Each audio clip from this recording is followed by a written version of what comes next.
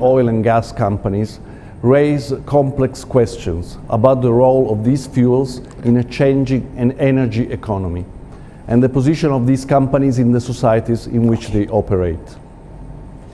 Against a backdrop of rising GHG emissions, the core questions are then relatively simple.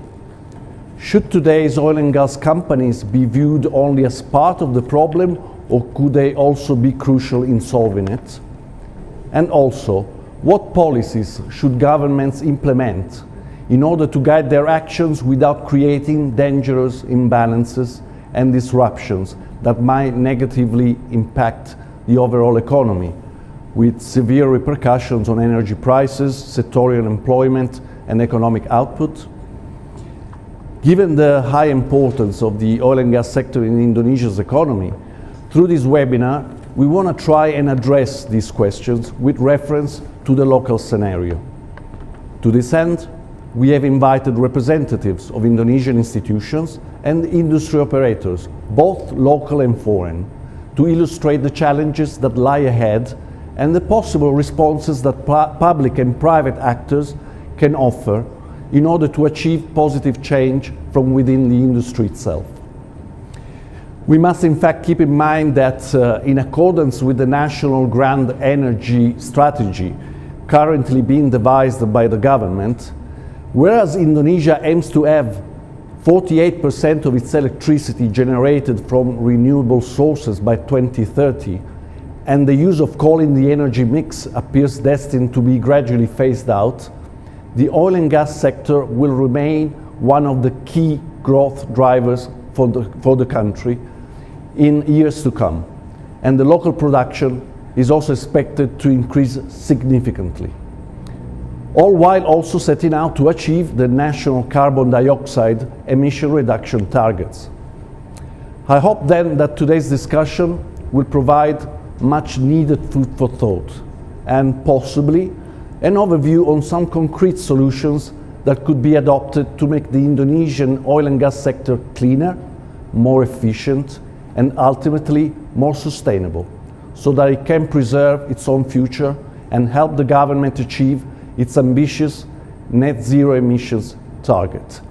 I thank you very much for your attention, and before I give the floor to the next panelists, I also want to take this opportunity to express my gratitude to ENI Indonesia and its Managing Director, Diego Portuguese, for the precious collaboration given to the organization of this webinar. Thank you very much.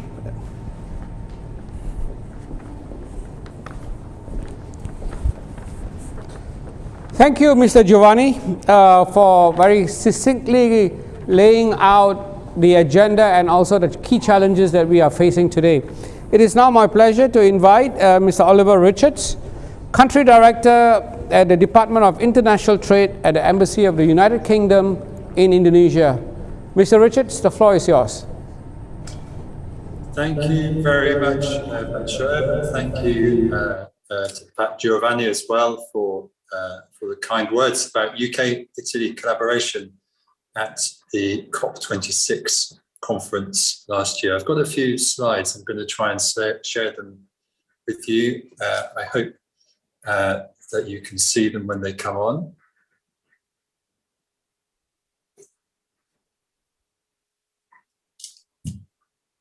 Let's try again.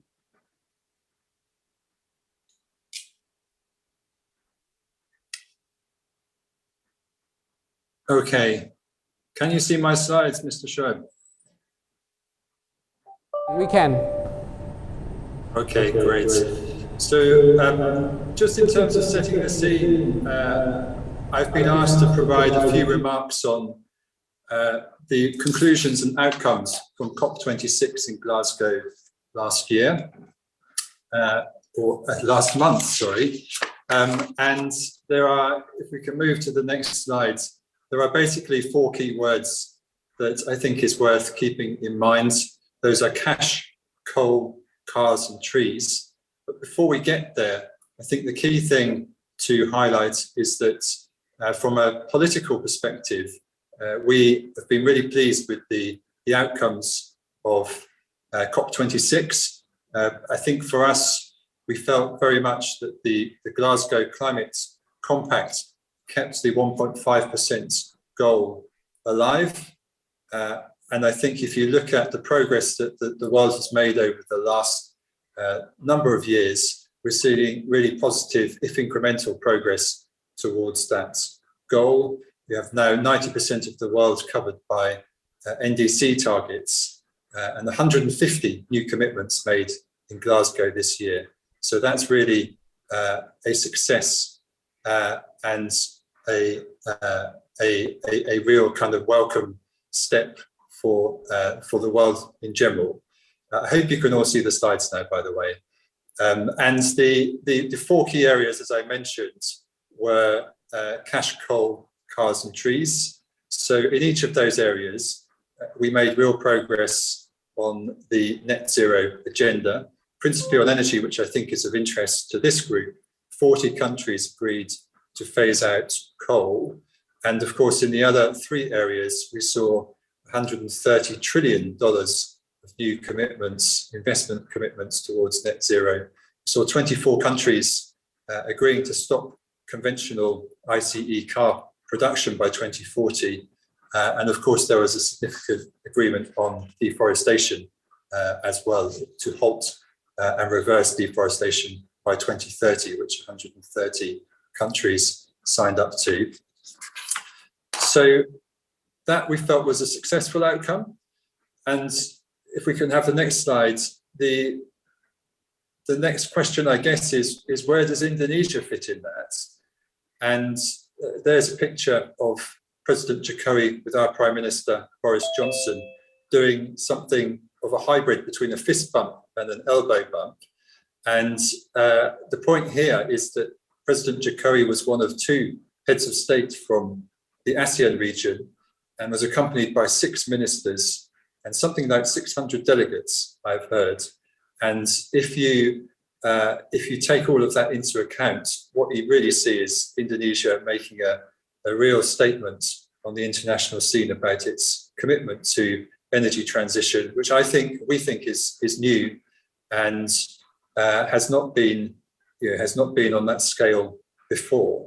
And in terms of actual commitments, Indonesia signed up to both the coal to clean growth statements and the statement on halting and reversing deforestation.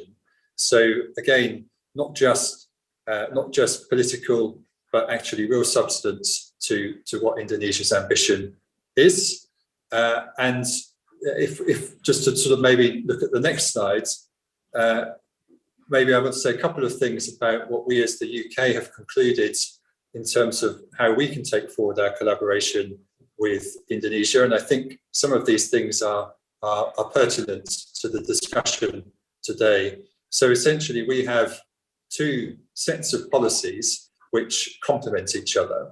The first is essentially new investments in technologies of the future. You can see some of the technologies on the screen. We call that our 10-point plan because there are 10 of them.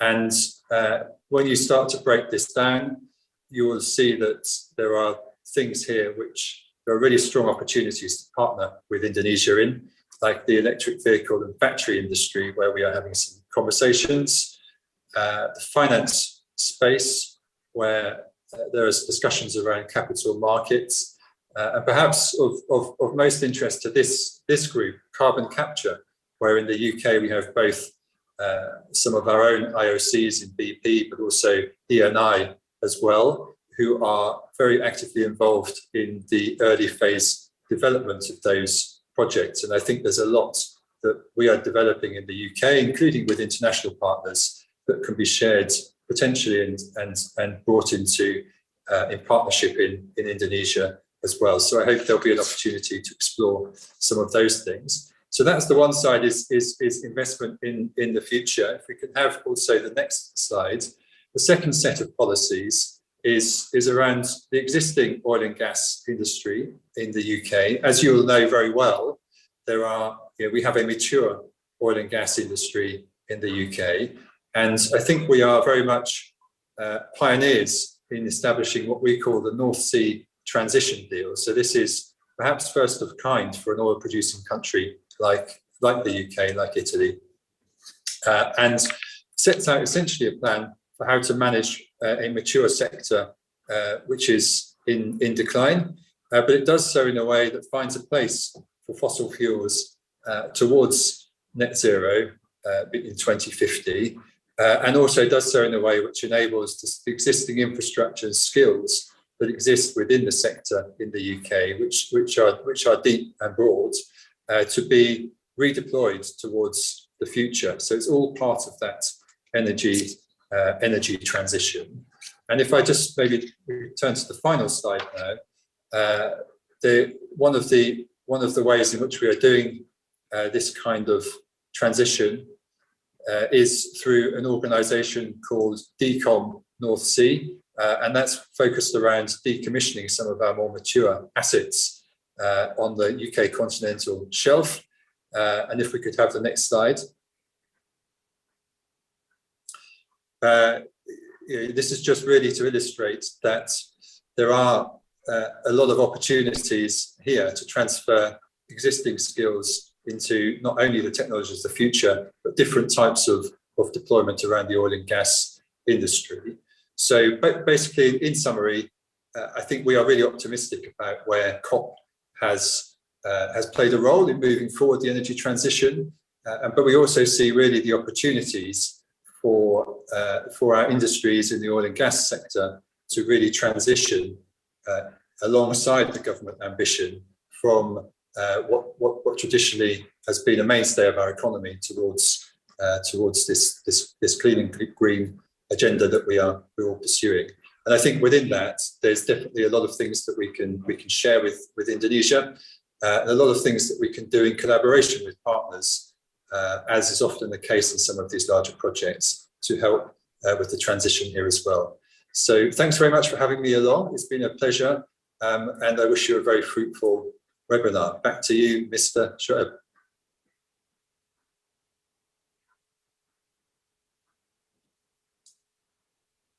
That this is going to be a monumental effort which will involve both the government and the private sector.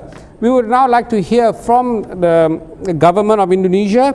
Can I please welcome Pak Tutuka Aryaji, Director General of Oil and Gas, the Ministry of Energy and Mineral Resources at the Republic of Indonesia, on the Indonesian government's political vision on the oil and gas industry green transition. Pak Tutuka, the floor is yours. Thank you very much, honorable distinguished speakers, guests, ladies and gentlemen. We would like to share about the Indonesian government's political vision on the oil and gas industry's green transition. I am the Director General of Oil and Gas. In addition to the SDG, as a commitment to tackling climate change, Indonesia has also set up ambitious targets to reduce GHG emissions. The energy sector will contribute 314 million tons of CO2 with its own efforts and 446 million tons of CO2 with international assistance. Until year 2020, the portion of NRE is 11.2%, and it requires concrete and planned efforts to achieve the 23% target by 2025.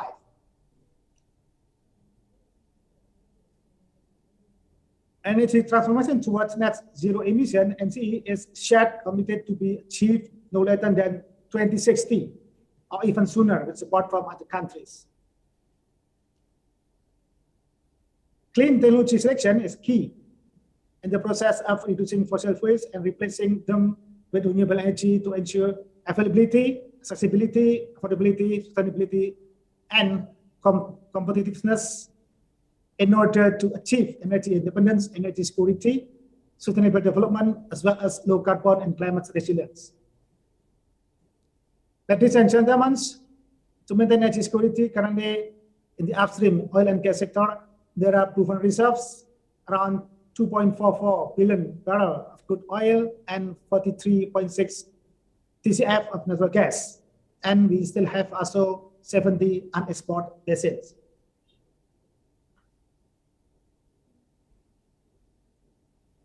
The national oil and gas production circumstances, as you see in this screen, the domestic production of oil could not yet meet the domestic demand. Hence, it will give an impact in the state's budget, energy security, and national economic growth.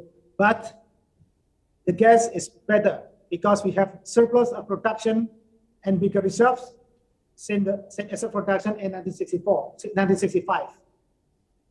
Currently, more than 60% of Indonesia gas production is used to meet domestic demand.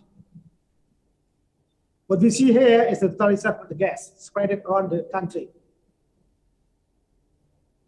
For long term, in the net zero emission, gas will still have important roles in the energy transition process. In order to meet the Indonesia domestic demand, especially for industry as well as power plant, the government of Indonesia continues to enhance the infrastructure development and gas pipeline transmission and development, including Cirebon Semarang, tie-in West Natuna transportation system, WNTS, Pemping, and Semangke Dume section. Besides developing LNG small scale and virtual pipeline is also important to secure energy supply in particular areas with geographical constraints, such as in scattered small islands, especially in eastern part of the country. Ladies and gentlemen, CCUS is one of the solution technology in the energy transformation to achieve net zero emission.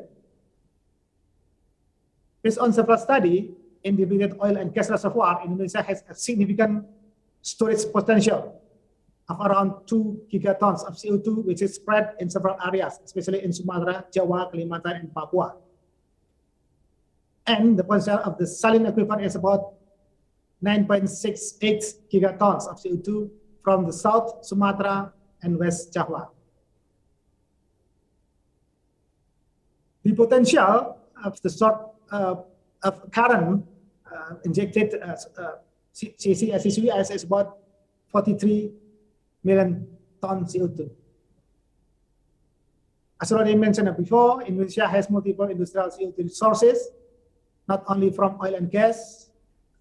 The integration of all sectors through CCS hub and clustering is needed to enhance the feasibility of CCS projects by using shared facilities and potentially reduce the cost. CCS hub and clustering could also open for collaboration with all stakeholders through regional CO2 management, not only for EOR or EGR. The utilization of CO2 could also be used to produce methanol, and could be integrated for the production of blue ammonia or blue hydrogen plus CCS. Ladies and gentlemen, in addition to that, gas flaring reduction will also contribute in accelerating the emission reduction in energy transition. We already made a roadmap to achieve zero routine flaring 2030 with several strategies, including regulatory strengthening, routine flaring mapping, and also supervision, monitoring, and evaluation. To support the roadmap, we have enacted Ministerial Regulation number 17, year 2021, on implementation gas flaring management in oil and gas activities to provide more rigid flaring boundaries and classify flaring routines with the aim of obtaining comprehensive flaring routine data and mapping the potential for monetization flaring. In addition to, government of Indonesia will coordinate with all oil and gas stakeholders and facilitate technology owners and processing business license owners, as well as to be able to take advantage of flaring.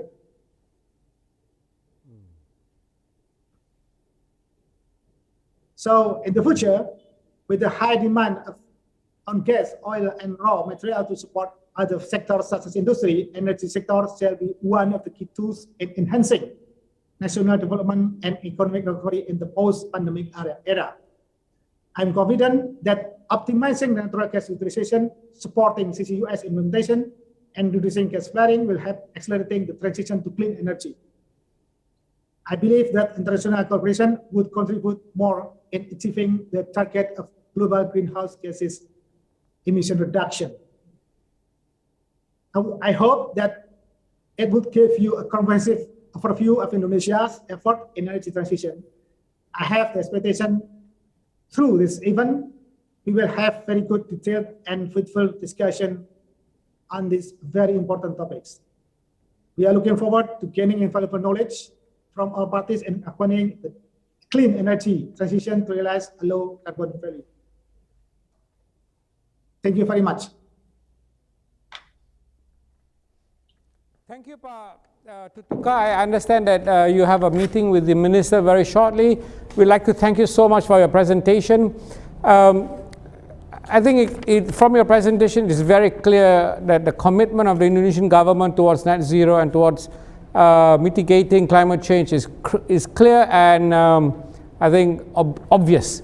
The challenge, of course, will be to execute and implement these policies. And I think this is where the private sector and hopefully the discussion that we will have today will provide some value and new ideas for you. Pak Tutuka, thank you so much for your time, and it's been a pleasure having you here. I would now like to invite Ibu Emma Rahmawati, Director of Mitigation of Climate Change at the Ministry of Environment and Forestry of the Republic of Indonesia. Ibu Emma, welcome and thank you for joining us. The screen and the floor is yours. Ibu Emma, can you hear us? Thank you very much. Good afternoon. Yes, can you hear me? Yes, hello? Yes, we can hear you now, Ibu. Go ahead. Yeah, my apology. I'm now in Labuan Bajo, so hopefully there's no problem with the connection. Good afternoon, distinguished speakers, ladies and gentlemen. First of all, please allow me to convey the request from the Director General that could not able to join this event, and I would like to represent her in conveying this presentation. Let me share the screen.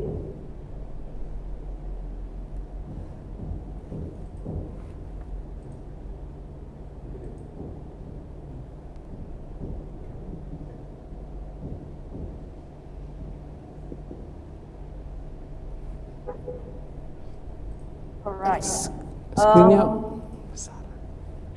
Can you see the screen? Yes. Okay. I have 3 points in my presentation. One is the challenges, the facts, and also the expected responses. So on the challenges, we could start from our journey from Paris to Glasgow, when the president in Paris committed to reduce the emission 29% unconditionally, and then 41% conditionally. And then in Glasgow, the President of the Republic of Indonesia reiterated our commitment to reduce GHG emission with regard to our policy of updated NDC, and also under the document of long-term strategy climate resilient 2050. In our NDC, this is the target. The details of for energy sector account for 11% for unconditional, and then on the right hand side, we can see here how this 11% account for 314 million ton carbon dioxide equivalent, then distributed into energy efficiency, and then new and renewable energy, and then clean energy, and for reclamation for post mining. And then at the bottom side, there are the activities for each subsector. I block here mitigation related to oil and gas industry, in particular in transportation and also in industry. So what we are going to proceed in 2050 towards net zero emission in 2060 or sooner.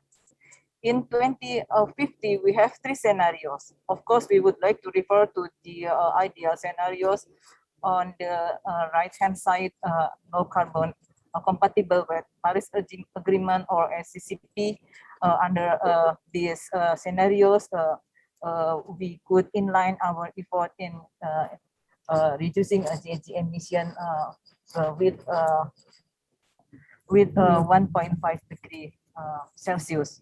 So with these scenarios, we have to have 1 gigaton carbon dioxide equivalent in 2030, and then will become 540 million ton carbon dioxide equivalent in 2050.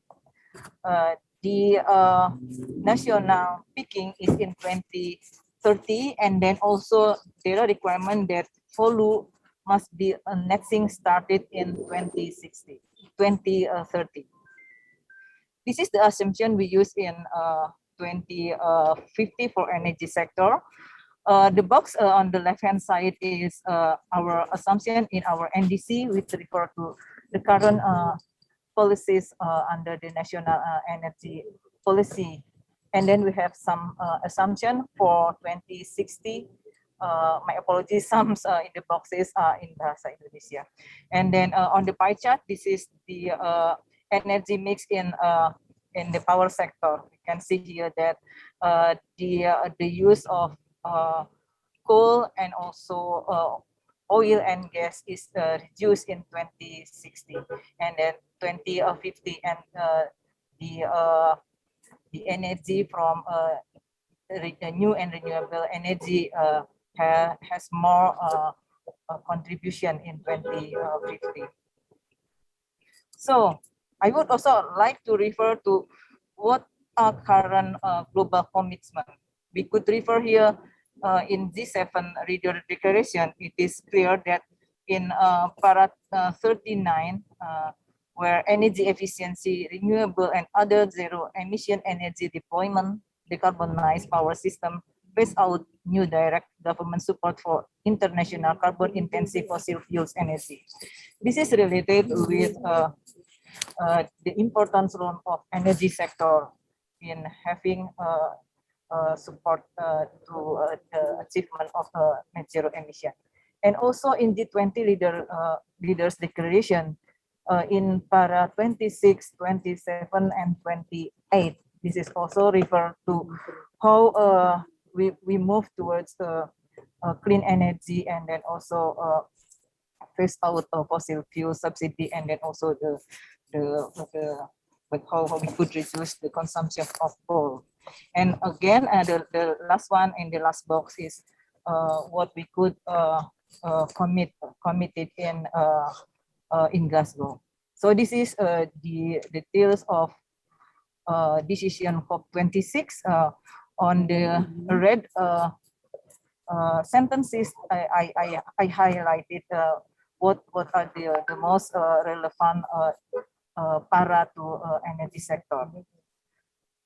The most important thing is on para 20, where the parties agreed to accelerate the development, deployment, and the dissemination of technology and the adoption of policy toward a low emission energy system. So this is also in line with the Glasgow climate package, in particular in para 36, with similar content, and also in para 37 for non-carbon dioxide emission, including methane. This is very relevant with oil and gas industry. So as we also aware that Indonesia also part of the global methane pledge. This is just to summarize what are the specific issues on energy in Glasgow. Some points have been included in our updated NDC and long-term strategy 2050, and then some action also have been included in the statement of the President of the Republic Indonesia in climate summit, leader summit on climate, and then in major economies forum, and then in World Leader Summit in Glasgow. So these three important events where the President always reiterate our commitment. And then on the facts, this is the facts that we have not yet included the fugitive emission for oil and gas in our baseline of NDC, and also not yet included mitigation action for this fugitive. Even though the Director General has presented some effort that have been conducted, but it has not yet calculated and included in our NDC. So it is our next plan to include this effort in our second NDC. For this graph, depicting the projection in energy supply, energy use, and GHG emission for these particular years. And then this picture also show you some information, my apology, on Bahasa Indonesia on the projection of emission, GHG emission from each different sources of GHG. And then also the comparison of the projection and intensity of the GHG emission scenarios. This is primary energy supply and energy consumption and GHG emission in 2019. This is referred to our national GHG inventory and then verified GHG emission reduction in 2019. So we can see here that the coal and also oil and gas still dominating as a source of energy, as an energy supply, and also in final energy, and in particular in energy mix in electricity generation. So this is some projection we have prepared, also included in our document LTS LCCR 2050 with regard to projection of energy supply and demand. So what is our expectation for oil and gas industry? In our document of long-term strategy toward a net zero emission 2060, we highlighted the importance of implementation of energy efficiency measures, in particular in household, in commercial, and also in buildings, and also in industry and transportation. And we also noted that the use of decarbonized electricity in transport and buildings are very important, and also fuel switching in power sector. We noted that it is very important to increase the portion of renewable energy, and also as we could refer to the global commitment. So we have a projection to increase the use of renewable energy in power and transport and industry. As previously mentioned, this document also highlighted the importance of CCS, CCUS in a transition period for using coal as in the power plant to have a cleaner and less GHG emission, as we now progressing currently in Indonesia in using CCUS. So this is in our scenario, the use of CCUS is after 2030. But with current development, we could more on confidence that we have we could increase our GHG emission target by having earlier implementation of CCUS.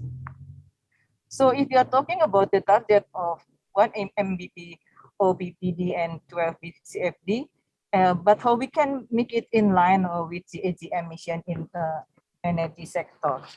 Of course, in 2019, energy supply, we have not yet, as I presented before that, we have not yet included oil and gas refinery and fugitive emission in our GHG inventory and mitigation due to lack of data availability. So we have included this mitigation into plan of improvement for NDC of our second NDC. And toward 2030, with regard to to achieve this target, so we have to design this target with implementation of zero flaring and venting, CCS and CCUS, and tree planting, and also energy efficiency in drilling, processing, and transportation. So we have included this in our RTS, and also to enhance ambition and GHG emission reduction. This also include current commitment in global methane pledge, including in oil and gas industry. The current development of Presidential Regulation number 98 2021 on carbon pricing has an important role in supporting oil and gas industry to increase their effort in GHG emission reduction by having this opportunity for incentive mechanism. So in the near future, oil industry could also contribute to carbon dioxide emission reduction when the industry began to implement CCUS to enhance oil recovery or improve gas recovery. That's all. Thank you very much.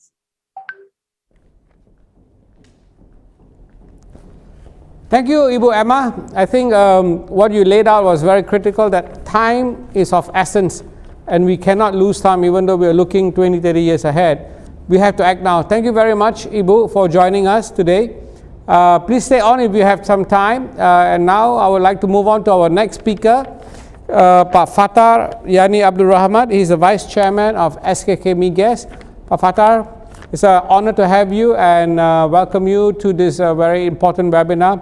I think SKK Migas is, of course, a very critical player in this industry, and without your participation and your contribution, all these nice targets that we are shooting for will not come to fruition. So, Pak Fathar, the stage is yours. Thank you. Thank you, moderator. Very good afternoon, ladies and gentlemen.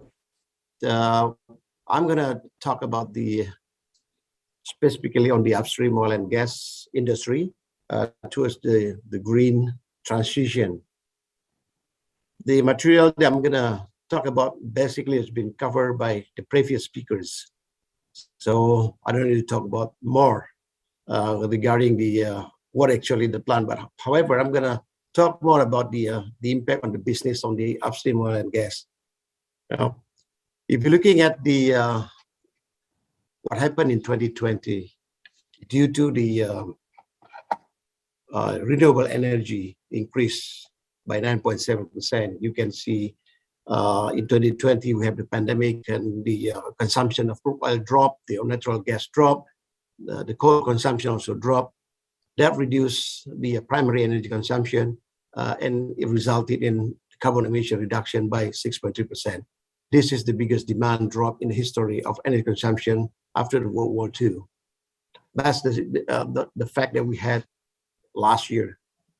You know, when the pandemic gone, maybe it's going to increase again. So then we're going to have more carbon emission probably in the future.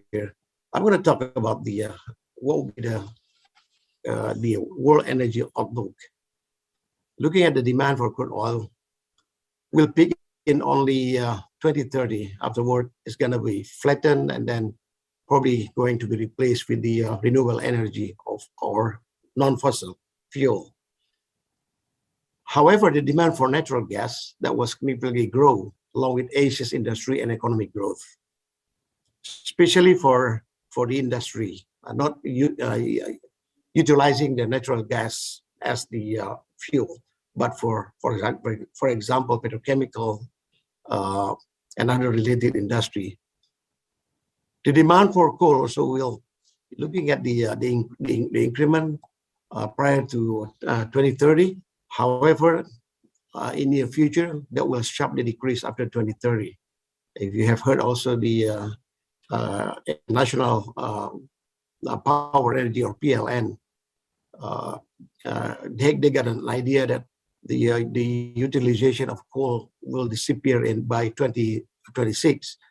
What does that mean? The demand for gas, of course, will increase.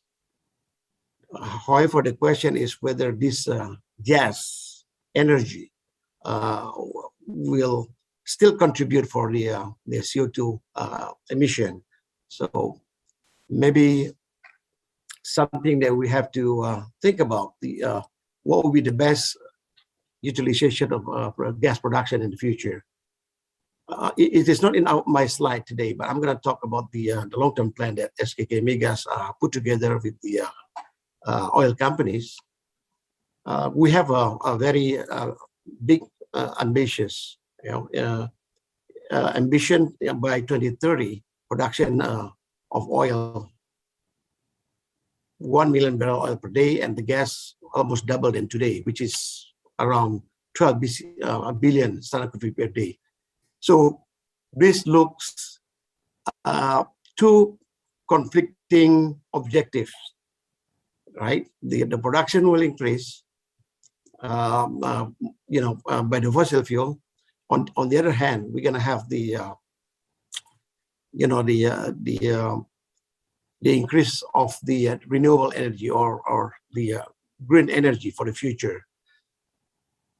The question is, especially for Indonesia, will we be able, to only use the renewable energy to close our gaps? This slide telling that our future demand of the energy, from the percentage perspective here, by 2050 or 2030, 2040, tend to decrease by percentage, as well as the gas and as well as the coal. However, if looking at the amount, the volume itself, the volume tend to increase. You're looking at the volume increase, or the demand of oil will increase by 139%, still increasing, while the gas demand will increase almost 300%. What does it mean? That means we still need a fossil fuel for Indonesia until 2050. The question is, can we contribute more in the program of this COP26 for climate change, in terms of how are we going to decrease? I think the previous presenter already put together the plan. We still need to decrease the CO2 emission, but with the production increment, you're going to see this slide, the gas greenhouse gas emission by between 2020 and 2030. The gas emission, the CO2 emission will increase. You see, by 2030, we're going to have like almost 32.83 ton CO2 equivalent. So we need to do something here, right? So by 2050, the target by the government will have a net zero. Is it achievable or not? Well, this is put a lot of pressure for the upstream oil and gas industry, right? We need more hydrocarbon to be explored and exploited. On the other hand, we have to produce in such a way that we follow the climate change requirement.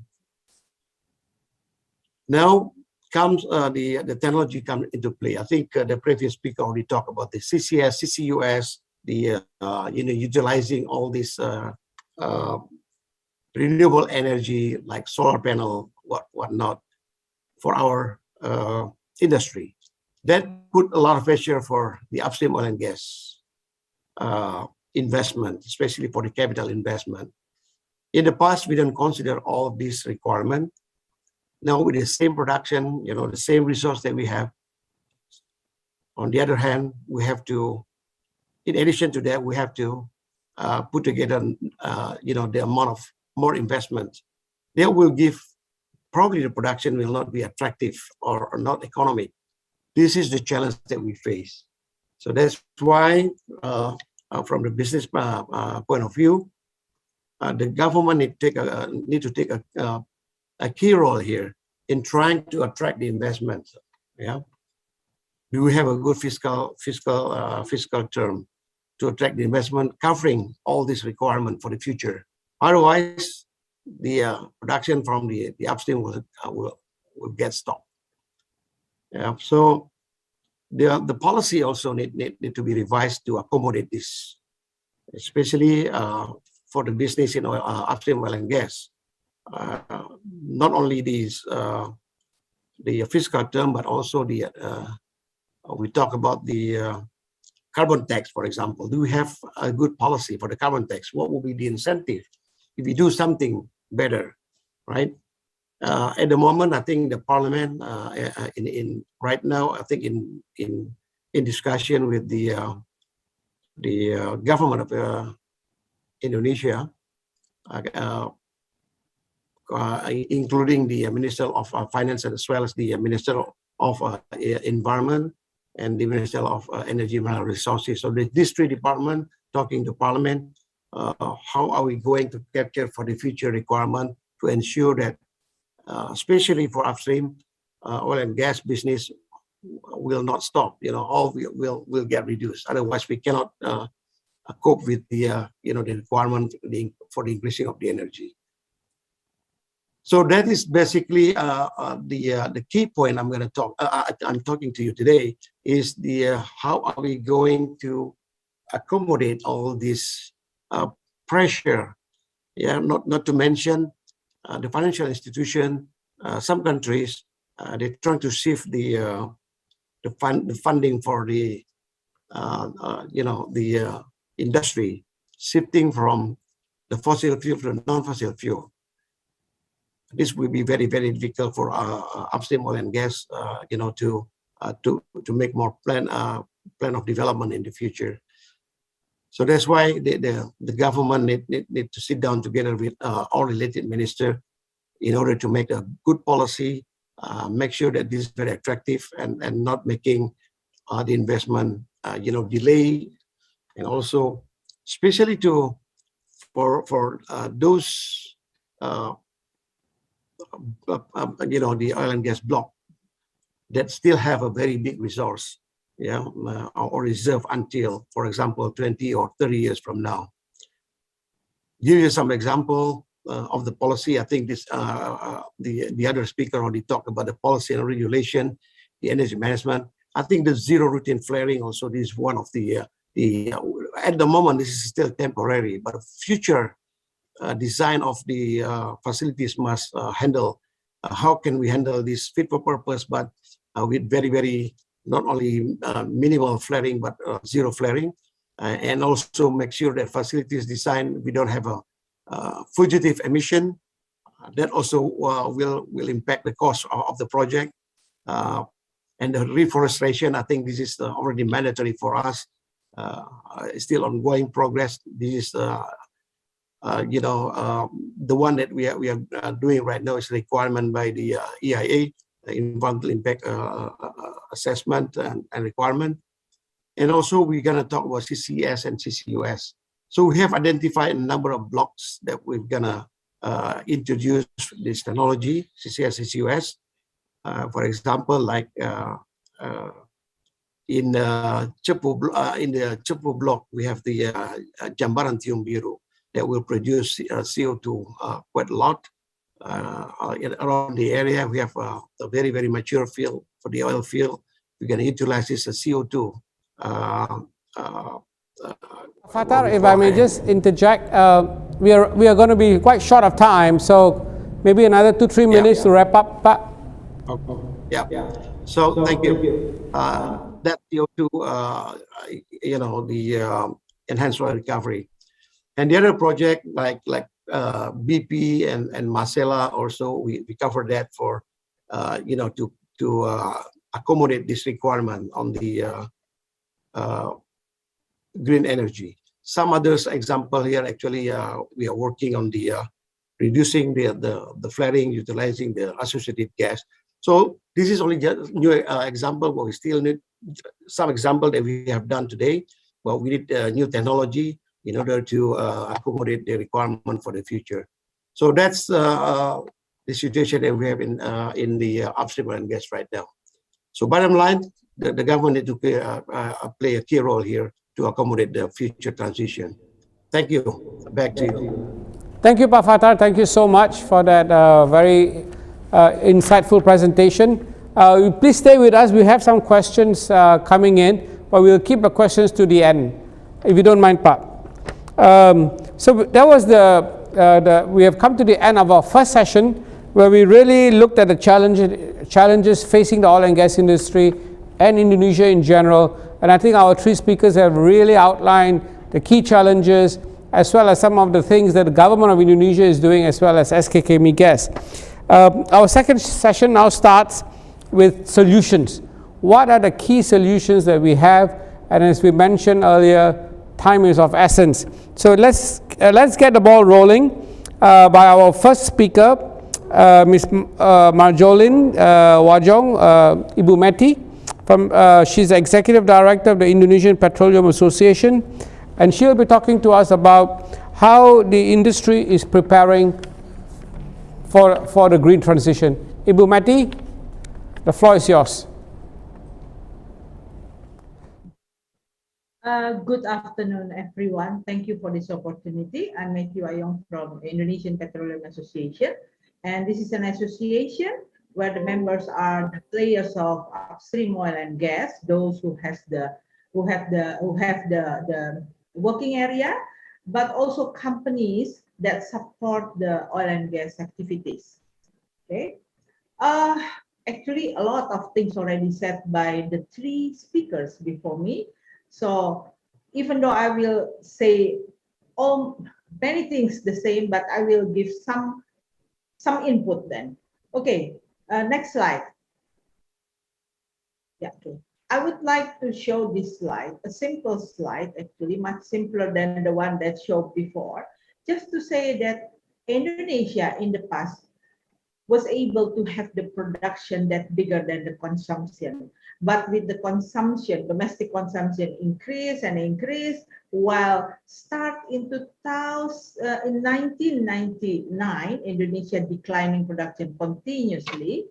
Then I think it's around 2003 that our production, oil production, is lower than the consumption. So that's when we start importing the oil. Okay, this is an important thing.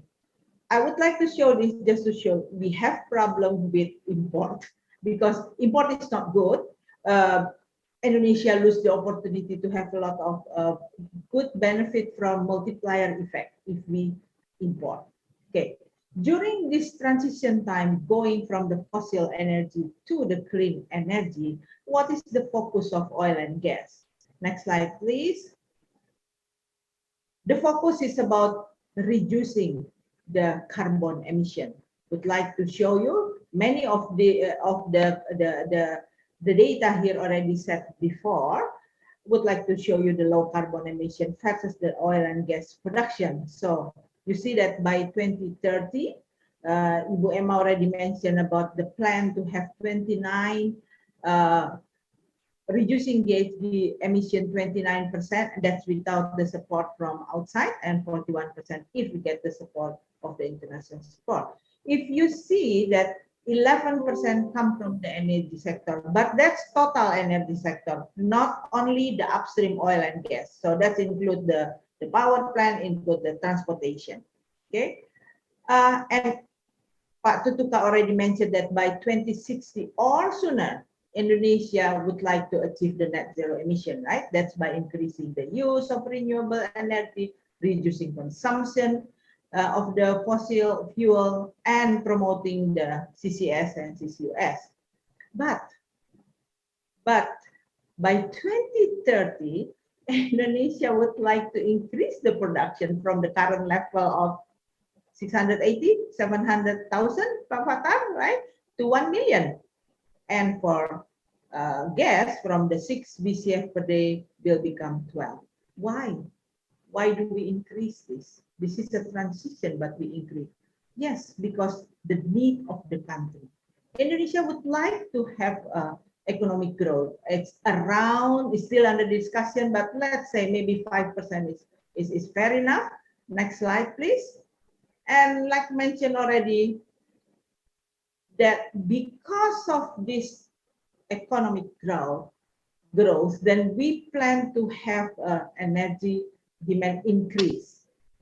And with that, even though the percentage of oil and gas reduced from 69% in 2015, it become 44 in 2050. Yeah, but that's the percentage. How about the volume? The volume increase. What is our option?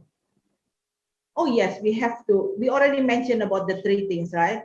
More renewable, better efficiency. But with all of that, the gap is still big. So the option is only to import, which is not good for the country. Because of that, then the oil and gas is still important, need to increase even from the current level, need to increase. Okay, so what are we going to do with this climate change then? Okay, next slide. Next slide, please. Well, the upstream oil and gas industry, we are committed to work together with the government to meet the dual challenge. Wow, yes, now we have dual challenge. We talk a lot about this dual challenge started early this year, I think. Even only one challenge is already so difficult, but now we have dual challenge, right? To increase the production, the oil and gas production, but at the same time to lower the carbon emission. Okay. And to do this, right now, what we are thinking in the upstream oil and gas, that the CCS and CCUS is one of the strategic way to reduce the carbon emission. And we need to work together with the government here. Okay. One thing that we are now doing with the government, giving input to the government, is to rearrange the regulatory framework. We need to rearrange because the current policy that we have, the current regulation that we have, the PSC contract that we use now, it doesn't include the carbon emission reduction in a commercial way. Oh yeah, if we technically, yes, we do that always, but how to do that commercially? We need to rearrange the regulatory framework. There should be a flexibility of financing scheme, the incentive, the cost and revenue treatment. Yeah. So, by the way, the government is now working on that, and IPA giving input. But I just want to mention that this is not something easy to do. Okay. And how about for the current operation that we already have? The companies are start looking for opportunity to lower emissions more than before. I would like to mention that because I don't want people to think that before we didn't think about lowering the emission, the GHG. No, that's not true. We already think a long time about lowering the emission in the current operation. But now we have to do more than before. For instance, now we are thinking about reducing the fugitive emission, make it zero, the routine flaring, yeah, and use equipment that use more efficiently the fuel usage. Well, later the other speaker can talk about this technology, but the issue to me, if I see this, both for the new development or for the existing fields, there are two. One is about the economic, and number two is about the regulatory framework. And combining these two to the dates that we have our target, 2030 for the production and the 2060 for the net zero is not easy. One thing that we need to do is that we need to change radically how to incentivize the industry to do it in a way that economically still acceptable. This is not the time to make little changes, but it should be a drastic changes. That's my point. We try to make a lot of changes, but usually just small changes. No, this should be revolutionary, not just a little bit. For instance, for the existing area, a lot of the fields are old fields. So economically, if you burden them more with changing equipment, then the economic will drop. It's not economic anymore to keep the production, for instance. And Pak Fatar already mentioned about the carbon tax. Yes, the carbon tax implementation in this industry will be 2025, I think.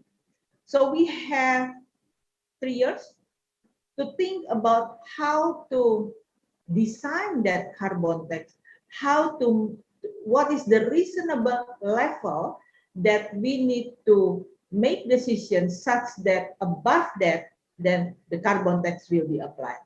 So I would like to say that in these 2-3 years, we have to do a lot of things with a different mindset and willing to change differently compared with before. Only with that, I believe that we can achieve the dual challenge. Thank you very much. That's from me.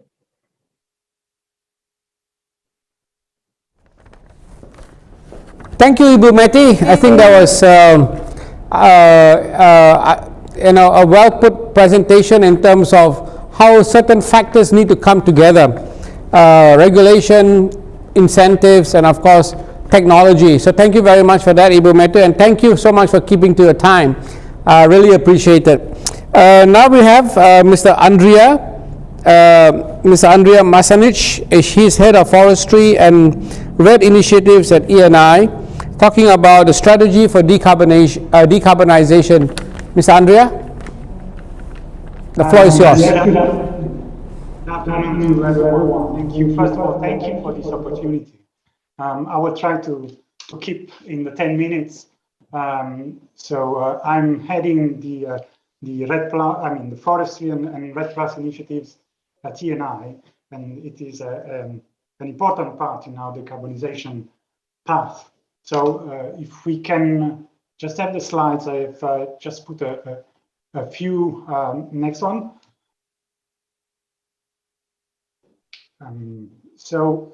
As an energy company, if we can move to the next slide, please. We have been hearing in a previous presentation the importance of the energy transition, the importance of targeting also the development of the various actors around the world and the access to energy. So for us, it's a bit of a pride to say that in 2019, ENI as an energy company has included a lot of the sustainable development goals into its own mission, and particularly concerning the just transition, because we have to keep in mind that a just transition has to be fostered. So keeping in mind that climate change and global warming is an issue for the whole planet and for the whole communities, we have been evolving our structure. And if we can move to the next slides, we have defined a new set of targets and organization. Can I have the next slide, please? So as an energy company, we built on 3 important pillars for creating value for our stakeholders. And these are the decarbonization, the diversification, and a strong resilience and flexibility, because we see times are changing and are changing very quickly. So keeping in mind all those sustainable development goals and using the deployment of the innovation and the technology that we are and we have been developing, we have defined a set of challenging targets. Next slide, please. So we have been among the first energy companies worldwide to set very challenging targets, both absolute ones and relatives or intensity ones, to reach net zero in 2050. Our first strategy was announced last year, and it was improved and enhanced in 2021. So ENI is now targeting a net zero absolute emission for the full scope 1, 2, and 3 in 2050. But we're also targeting a reduction of this absolute emission of 25% by 25% by 2030, 65% by 2040. So we have a path, and we have to get there. Bearing in mind that we also have to keep an eye on the carbon intensity. So we have to see that we have a reduction on how we produce the amount of energy we're producing. So it's not just a matter of producing less. It's also a matter of producing in a better way the energy that the world needs. So we focus on all the three scopes, being the one that we emit directly, the one coming from the energy we purchase, and the one linked to the product we sell or we buy. So to do that, we have identified a set of various levels that they are listed on the right. And if we move on the next slide, we will see that actually the ambition is to change completely our way and the way we are. So we are targeting an increase of efficiency, of course, in the way we do things, but we're also targeting a change in the energy mix. So we are targeting a 90% share of natural gas as compared to the share that it has now, that is 60-40.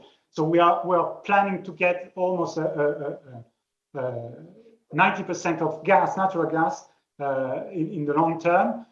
We are planning to increase our biorefineries, and we are planning to have an increase by 5 times what we have now. We are planning to enhance renewable energy production, and we are planning to install up to 60 gigawatts of capacity. But then, again, there's a lot of other things that can be done, and particularly that can be done immediately while waiting to deploy all the other technologies that are being developed or in which we are investing. And those are the two main levels that I would like to talk about in the next 5 minutes. But I'm talking about CCUS and forestry, or natural climate solutions. So carbon capture, usage, and storage will account for about 50 million tons per year in 2050, and natural climate solution and forestry for about 40 million tons. That means that roughly 10% each of those levels will reduce the full amount of emissions that we are emitting as a baseline in 2018. So if I can have the next slide. So what we are doing in terms of carbon capture and storage, we have set a target, as I said, of about 50 million tons per year in 2050, but we are also targeting about 30 million tons per year in 2030. We are now developing, and those projects that are listed here at the various stage of deployment in UK, in Italy, in Libya. We are evaluating opportunities in Australia. We are also looking not only at the carbon capture and storage, but also the usage of carbon. So we have 2 projects that are being developed for the mineralization of CO2 using the technology, and I will have a little bit a slide dedicated to that, and biofixation of CO2 using algae and natural. So if we can move to the next slide, we are working on carbon capture and storage because it's a natural evolution for an energy company that has been active in the upstream sector for such a long time. So we are leveraging our technology and our knowledge of the subsoil or the underground, of the monitoring system, and all the technology that we have been developing for many other purposes in our job in the last, I would say, 60 years. So we have a good knowledge of how everything works. Carbon capture and storage has been used for a long time now, so it's not a new technology. It just has to be scaled up, and that's what we are planning to do. So we are planning to do that for the carbon capture and storage, but also for the carbon capture and usage. So in the next slide, we can see that we are targeting also, for example, as a first step, the mineralization to use CO2 that is permanently fixed in the form of carbonate that can be used, for example, in the production of cement materials and construction materials, but also by fixation using algae and producing this algal flour that can be used for food, for animal feed, for nutraceuticals, for cosmetics, and many other usages. But it has been mentioned, you can do a lot with the carbon, the CO2 that you capture. It has also only to be scaled up. And that's what we are doing in trying to promote the utilization on top of the storage. But there's another set of levers that are very important to us. And those are, next slide, please. The natural climate solution. Why am I mentioning that? Well, of course, because I'm heading the unit that is dealing with that at TNI. But the reason is that natural climate solution use the power of the ecosystems to not only capture and store the carbon, but natural climate solutions are also able to avoid and reduce greenhouse gas emissions by using the ecosystems, the soil, the plants, and the water. They also have a very important factor in them. It's building them that they also improve the economic and social development and the livelihood of communities that are mostly impacted by climate change. And we must not forget that those that are mostly impacted are not the ones that are using very expensive cars in the world. So next slide, please. We have decided to start our action on natural climate solution on a level that is called RED+. So RED+ means reducing emissions from deforestation and forest degradation. And it also includes this plus that improves the conservation of ecosystems and biodiversity while promoting sustainable revenues for local communities. Why are we focusing on deforestation and forest degradation? The reason is, at the moment, deforestation worldwide is causing more emission of greenhouse gases in the world than the whole European Union. So we are talking about 5 to 8 gigatons of CO2 equivalent per year that are released in the atmosphere when a forest is destroyed. Because when you destroy a forest, you release in the atmosphere the carbon that has been stopped, not only in the plants, but also at the soil level. And the soil degradation will emit greenhouse gases that will impact climate change. So we have decided to focus on those actions that have been defined within the United Nations Framing Convention on Climate Change. Next slide, please. So we have decided to be involved in those projects by being part of them, not just purchasing carbon credits, but we are trying to be part of it in the designing phase of those projects that protects ecosystems and forests. We want to be part of the control and management, but being part of the governance, so that we can help in bringing our knowledge of long-lasting projects, because those projects have to last 30, 40, 50 years.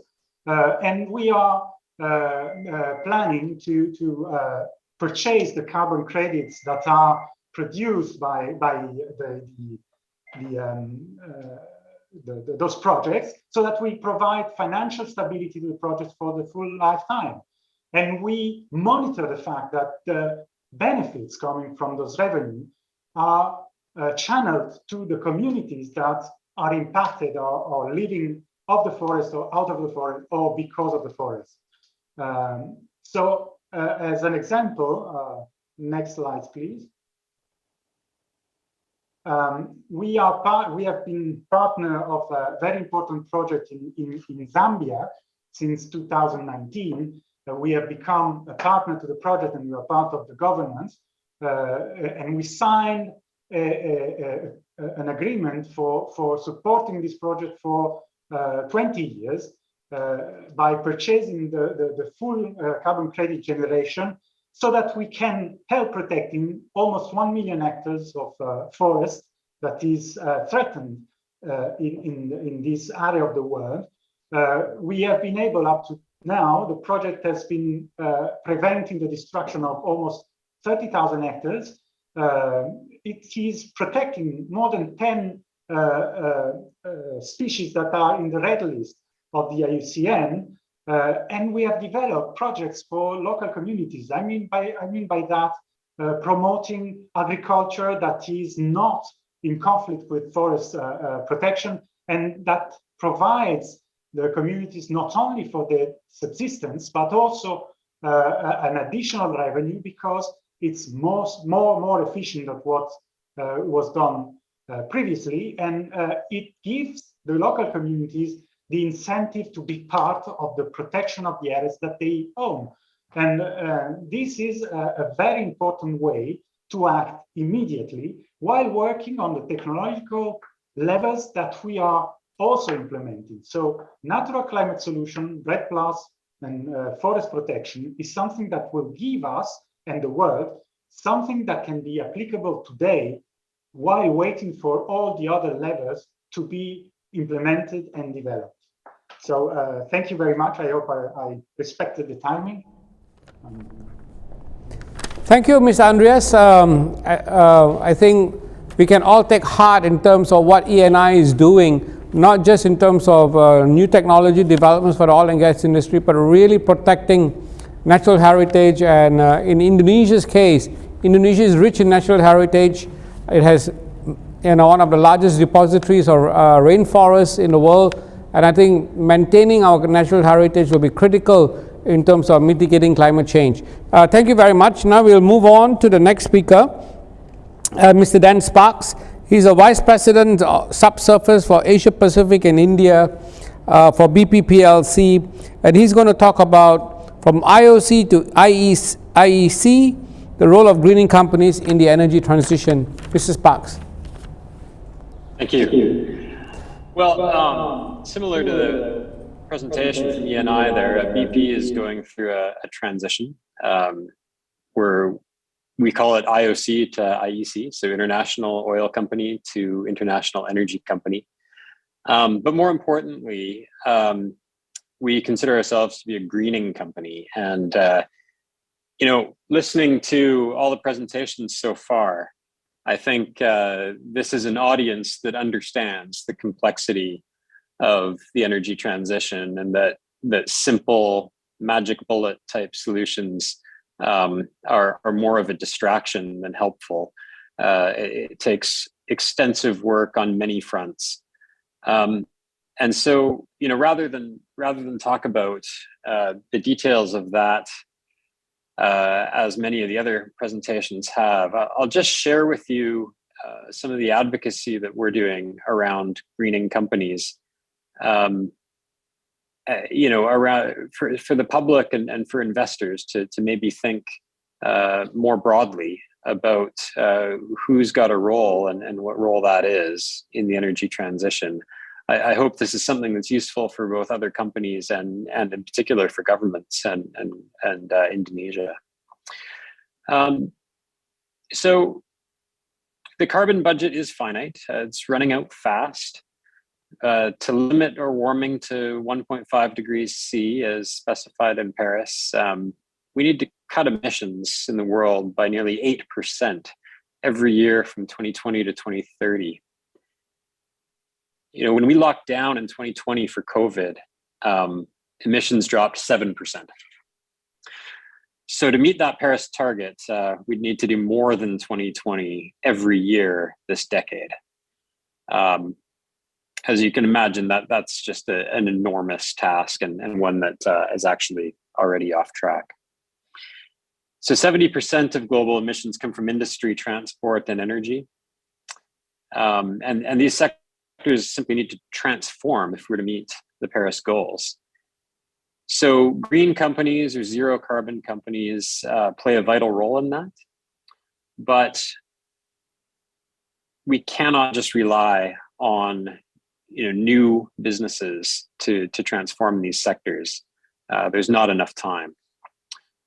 We'll require greening companies too, companies that are not low carbon today, but have the ambition to get to lower carbon and a plan for how to do it. So we'll take companies with scale and know-how and the capabilities to make the system greener rapidly. We can't wait just for new companies to be born and mature to the size required to have the impact and scale and pace that we need. So to illustrate this, I'll just take a look at electric vehicles. Electric vehicles are often the subject of much discussion around the energy transition. So let's look at Tesla. What Tesla is doing is incredible. It's an amazing company. It's worth more than all the other publicly traded automakers put together right now. Tesla sold nearly 500,000 EVs last year. But the thing is, that's less than 1% of the 73 million cars sold every year. So Toyota, Volkswagen, and Renault Nissan sell close to 30 million vehicles each year. So if we're going to transition, we need Tesla, but we need much more than Tesla. We need those existing companies to transition. They've got the installed infrastructure, the market knowledge, the capability, and thankfully that's what's happening. So I think I would take that example of electric vehicles and extend it to energy, extend it to steel and cement, to construction and transport and agriculture. So companies, like countries, all have different starting points and they can't move all at the same speed, but they all can make contributions to global net zero. And I think this is really important. So we need to be inclusive. We need to make room for greening companies in the conversation. We can't simply exclude any company which is not already a fully green company or country.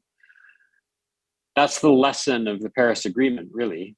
The need to be inclusive, to back all companies that genuinely want to change and help them do so. Many people were skeptical about an approach that accepted all countries, actually, regardless of their starting point or ambition. But today, under Paris, major emitters, Japan, China, the US, are ratcheting up their commitments to net zero, as are many others. So we should use policies like carbon pricing to reward and encourage greening companies and not shut them out. The pursuit of perfect can shut out good and better, and we need to be very careful about that in picking either or solutions. So investors should consider both the positive climate impact and sustainable long-term value that greening companies can offer. Because for a greening company, exposure to carbon risk comes with exposure to low carbon opportunity. There's a competitive value proposition in greening. We're recognizing that more and more. Support should not be unconditional, though. In return for investment, greening companies need to set an ambition for net zero, describe a timeline with interim aims and targets that set a realistic path to get there, disclose a credible business plan that can achieve their targets and aims while remaining a successful business, and contribute where they can to a just transition using their links into communities as employers, suppliers, and retailers. Greening companies need to be transparent to demonstrate they're delivering. They need to set goals, aims, and targets, monitor, manage, and disclose progress against those goals. And those targets should set out an escalating path of increasing ambition over time. Because ultimately, the world needs as many greening companies as possible. Only then can the world transform at the scale and pace it needs to achieve Paris goals. So if I have time, I'll just speak to one example here in Indonesia that I think embodies what I'm talking about here in greening industry. And it's a tremendous partnership between the government of Indonesia and BP and our partners. If I look at Tangguh, Tangguh is a source of LNG, which is displacing coal effectively as a source of electricity. Ultimately, is where most of it goes. It's a high emitter. It's a high emitter because we vent a lot of CO2, which is produced with the gas. So what we've come up with is a carbon capture scheme to dispose of that CO2. But importantly, carbon capture needs advantages to work, and I think finding those advantages is really the key. So what happened at Tangguh? Well, because we need to separate the CO2 from the gas to make LNG, capture, which is the expensive part of carbon capture and storage generally, is paid for already. And what we found is that we can increase our gas production, actually, if we inject the CO2, and that can pay for the project. And of course, we'll dispose of many more emissions than it creates. Once that CCUS project is implemented, Tangguh is actually a tremendously advantaged asset from an unit emissions point of view. It's close to markets, so few shipping emissions, and it's an incredibly energy efficient plant because investments were made in the beginning in combined cycle power generation.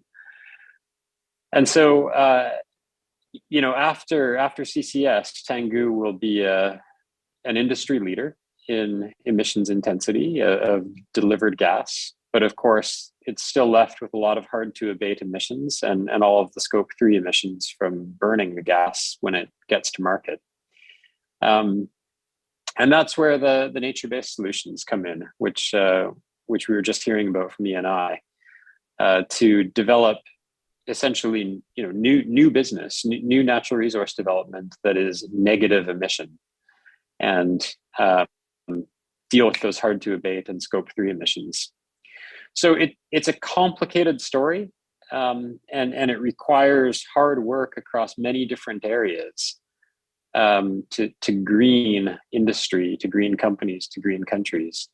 And I think that's a really important message that those of us in this industry and with the experience and expertise need to convey to the world as we face increased pressure all the time for simplistic solutions where the perfect is shutting out the good and actually preventing progress in many ways. So I think there's a tremendous opportunity here actually for Indonesia with incredible nature resources to capitalize on being a greening economy with greening companies. And I hope that some of you find this useful in the advocacy that you're doing.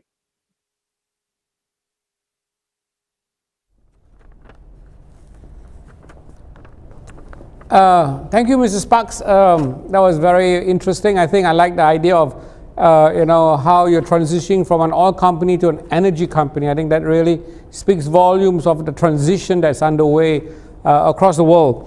We'll now like to move to Mr. Roberto Larato. He's the Director and Chief Executive Officer at Medco Energy. Mr. Larato will be talking on Medco's climate change strategy and Indonesian operators' perspective. That would be very interesting to hear. Mr. Larato. Thank you, Mr. Shop, and good afternoon to everyone, and thank you for having me here today. Maybe we can upload the first of my two slides. The next one, please. Actually, go straight to page 4. Next.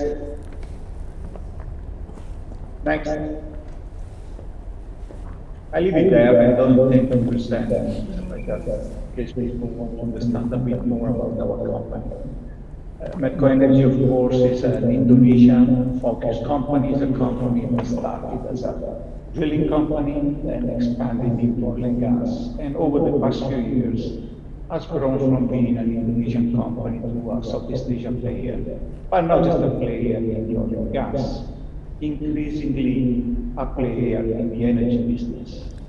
We moved aggressively into power generation, first gas, but then geothermal, more recently solar and hydro. I don't think, if I think of what all the panelists have been telling us today, it's difficult to find something new, something different to say, really. I like, therefore, trying to go back to the original question that Mr. Giovanni Brignone put to us. Can the oil and gas industry be part of the solution rather than just being, as today often it is, identified as the source of the problem? Obviously, Giovanni's is not a question, it's a challenge, really. Now, I think the answer is yes.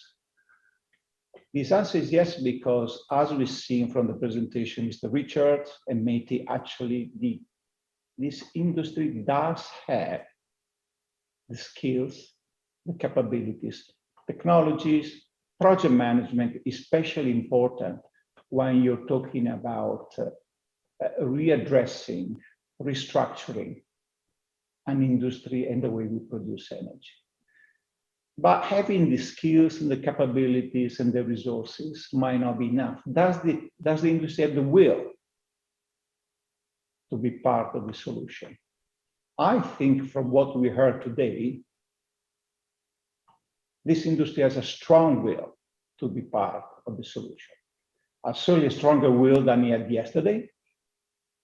And I'm sure tomorrow we'll have an even stronger will than he has today. Just arising out of the increasing awareness of the magnitude of the challenge arising out of climate change, of the awareness of how our skills and capabilities may actually contribute to the solution, and actually awareness that either we are part of the solution or we are dead as businesses. However, when we translated these issues, these challenges, and we want to translate into a realistic, executable strategy, then we also need to really qualify and determine what is the scope of the challenge. And the challenge is not just about reducing and eventually, hopefully, eliminate carbon greenhouse gas emissions. Actually, the challenge is to do that whilst continuing to ensure the supply of sustainable, reliable, affordable energy for all. And that is the element that makes these challenges extraordinarily difficult. Someone said before, a monumental task.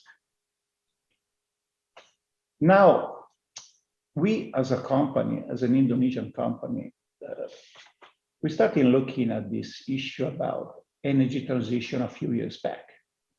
And that's why, alongside our core oil and gas business, we started investing into power generation and making of our power generation business the platform for our expansion into the greener energy, into renewables.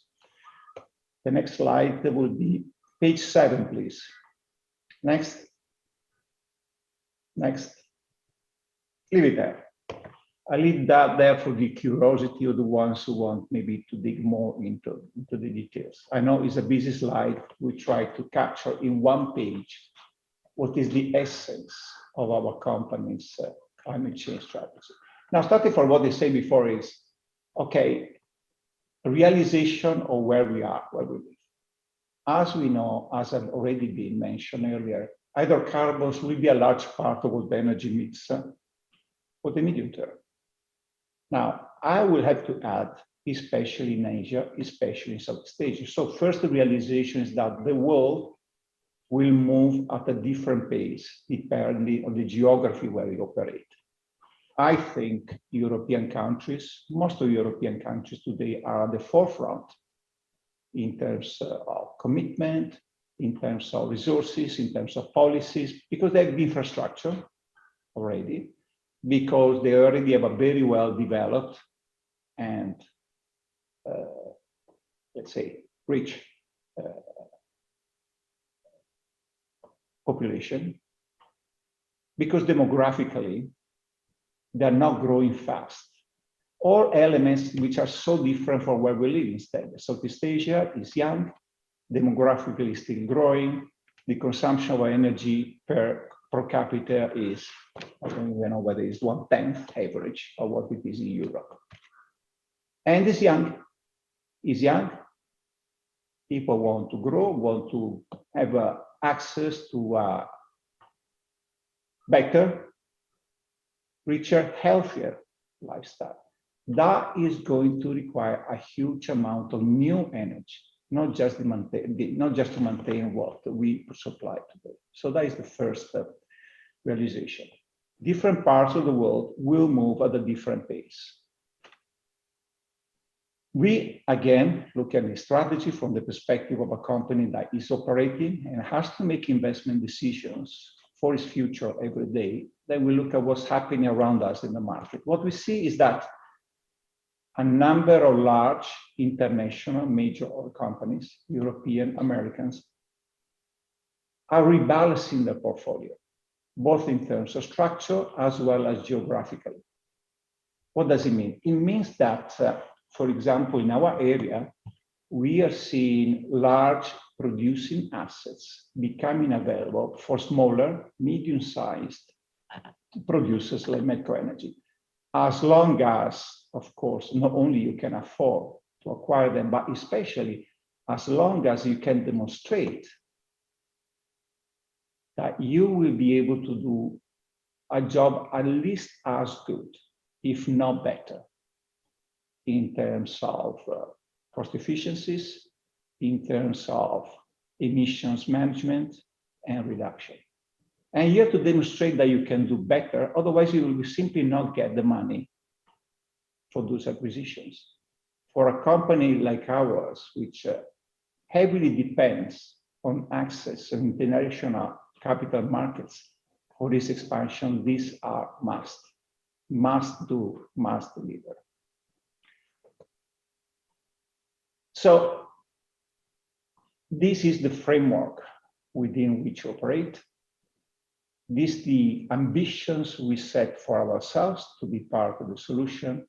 And then again, when we look at how we go to transform into executable task and what goals we're setting ourselves, all right, after years of discussions, attempts, collaborations, engagement of a number of consultants who really sort of taught us a new language and new strategic frameworks, we came recently to publish our refreshed strategy, which is not, it's not something revolutionary for the industry, but it is quite represent a high level of commitment when you look at where you're starting from and where you operate. So Medco is committed, as many other companies, to achieve Scope 1 and Scope 2 net zero emission by 2050, which is the agreed, acknowledged critical date target for everyone. Do I actually know exactly how we're going to get there? Well, the answer, not yet. What we know and what we are doing is to elaborate roadmaps and action plans for the next 2 or 3 years, whereby we will be able to determine KPIs that are credible, sustainable, but especially KPIs that we can measure the progress, we can report, and international institutions will be able to check on our results.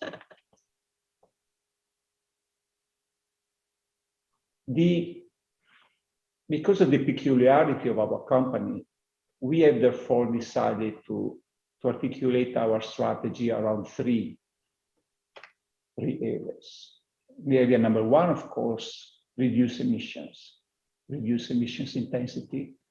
With all of those, some technologies have already been mentioned, but of course, we're talking about energy efficiency opportunities.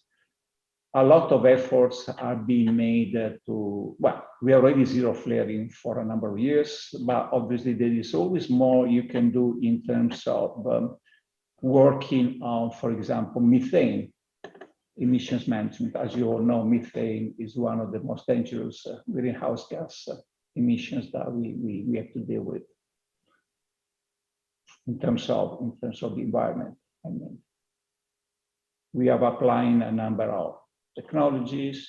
We are looking at new contractors and suppliers to help us with that. We are embedding new engineering concept and design in the new developments so that the new developments will be inherently more efficient and cleaner than the old ones. Forgive me for interrupting. I think you exceeded 10 minutes, but if you could wrap up in the next 2 or 3 minutes, that'd be great. Thank you. Okay, well then actually, let's do in 1 minute. You're right, I didn't pay attention to my time. So climate change strategy for us is essentially reducing emissions intensity, transition to lower carbon energy through investments in renewables, geothermals and the like. Of course, manage physical climate risks. The enablers, however, are equally important, and those are, as already mentioned earlier, governance. It's not about able to say what you're going to do. You need to have governance in place. You need to have the ability to measure and report. Transparency and compliance, as already underlined by some of my colleagues. Collaboration and engagement within the industry, within the institutions. I did like the definition used by Don Sparks of being inclusive with all of these aspects. And there is a last element that I leave for us to think about is the ability to attract the right talent. One of the biggest challenges we have as an industry is to be attractive to the young and talented generation to help us achieving our objective to transform into a cleaner energy producer. Thank you. Very much, Mr. Loreto. I think MATCO definitely has a very ambitious and I think a very fast-sighted vision to be a green energy company. Thank you so much for your presentation. I'd like to now move on to Ms. Maria Safruza. She's Executive Vice President, Engineering, Construction and Solution for SNAM. She will be talking about the role of green infrastructure in the energy transition. Ms. Safruza, the floor is yours. Thank you so much, and thank you for having me today. Even if I'm outside the region, I'm actually based in Milan. But looking at all the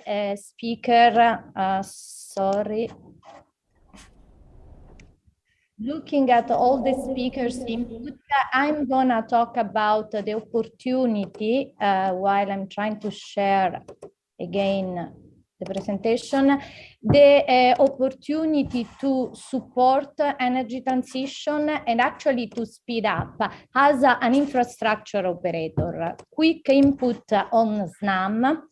SNAM is an Italian company, actually one of the major, unfortunately, it doesn't work.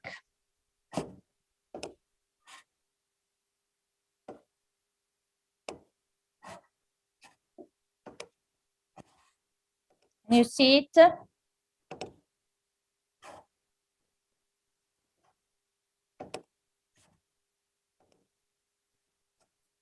Sorry, can you see it? Yeah.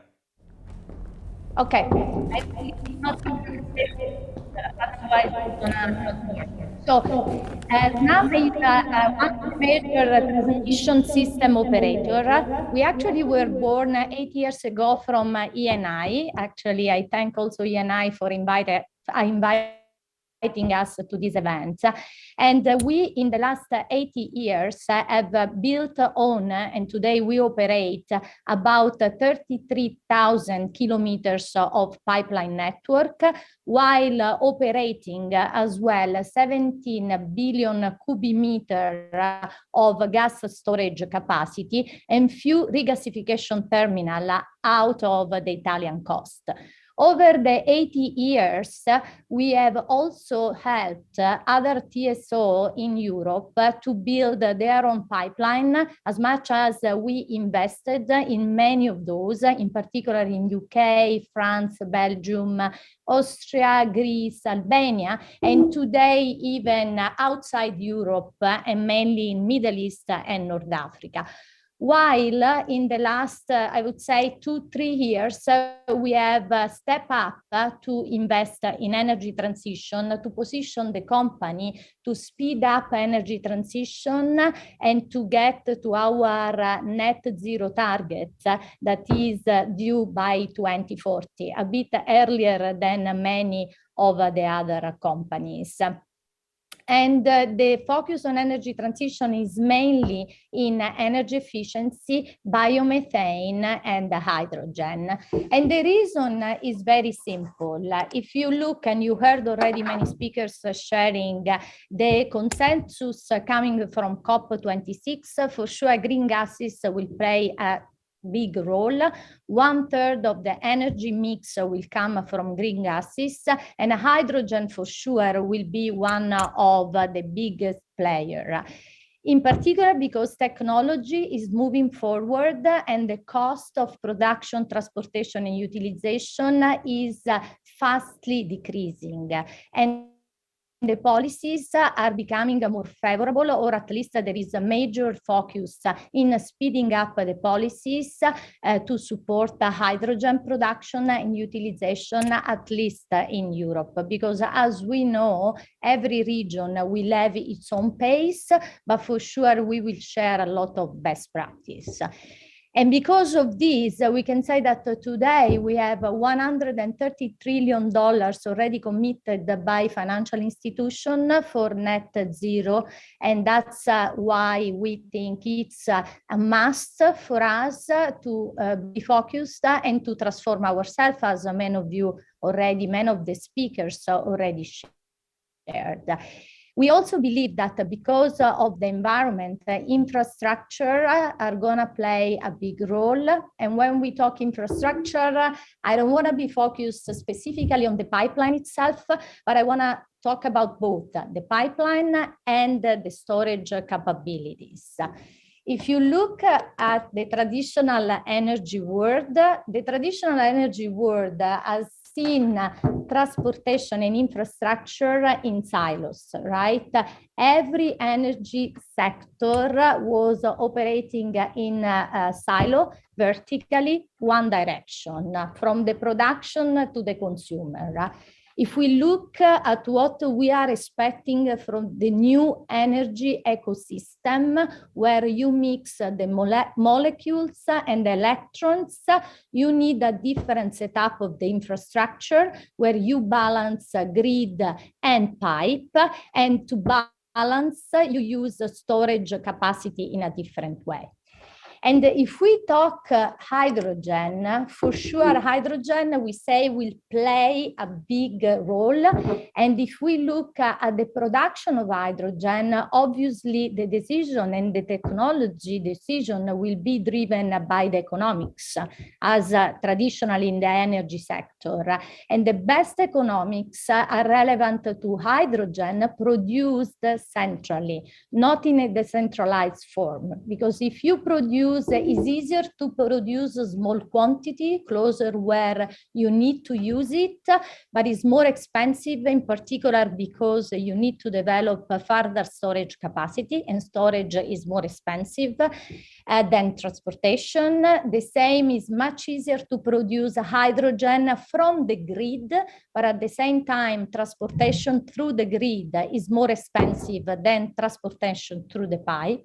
And that's where is is commonly assessed that large-scale hydrogen production is convenient from an economic standpoint, and so the usage of the pipe to transport where the hydrogen is used is going to be critical.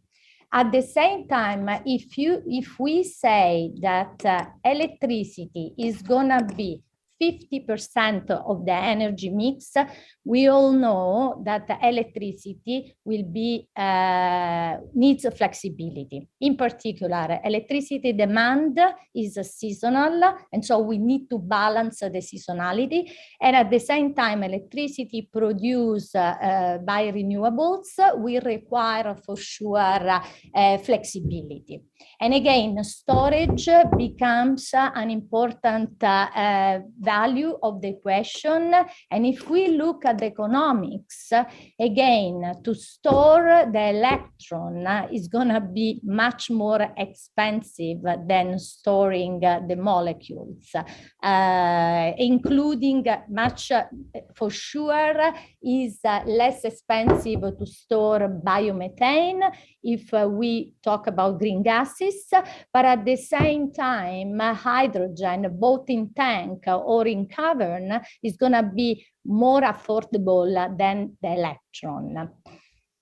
If we put together all these assumptions, this is the logic behind the last commitment made by SNAM to the investor of 23 billion investment. And I would say mainly in energy transition. For sure, we will invest about 20 billion in our hardcore, which is the network and the storage.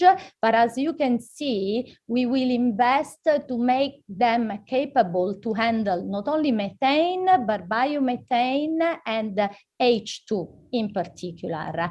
And then we will invest about 3 billion to support Europe to create the ecosystem. And not only Europe, I would say, because again, energy transition is gonna be a game that we need to play in team as an ecosystem and not in a silo.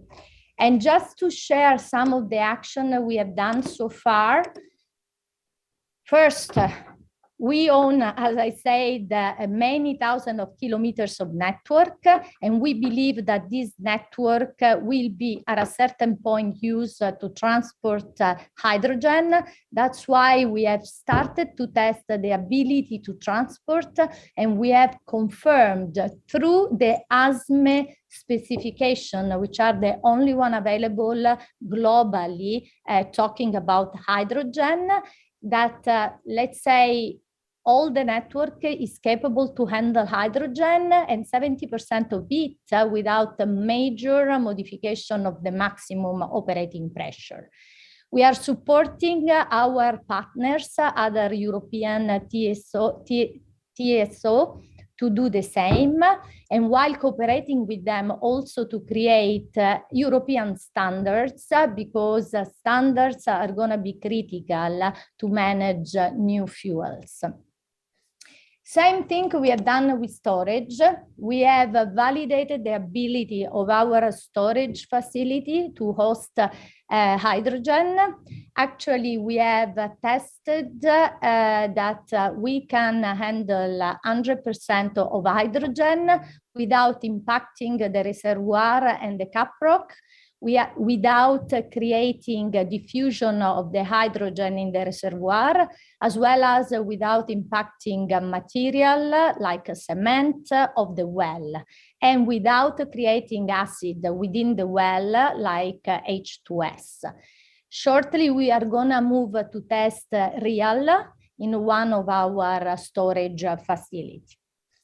Now, once we have decided to prove that we can handle hydrogen, for sure we need to walk the talk and commit to build something that will really be dedicated to hydrogen. And the view is, going back to the point, that hydrogen will be produced in large quantity where the sun and the wind are available eventually. We believe that North Africa and South Italy will be critical places.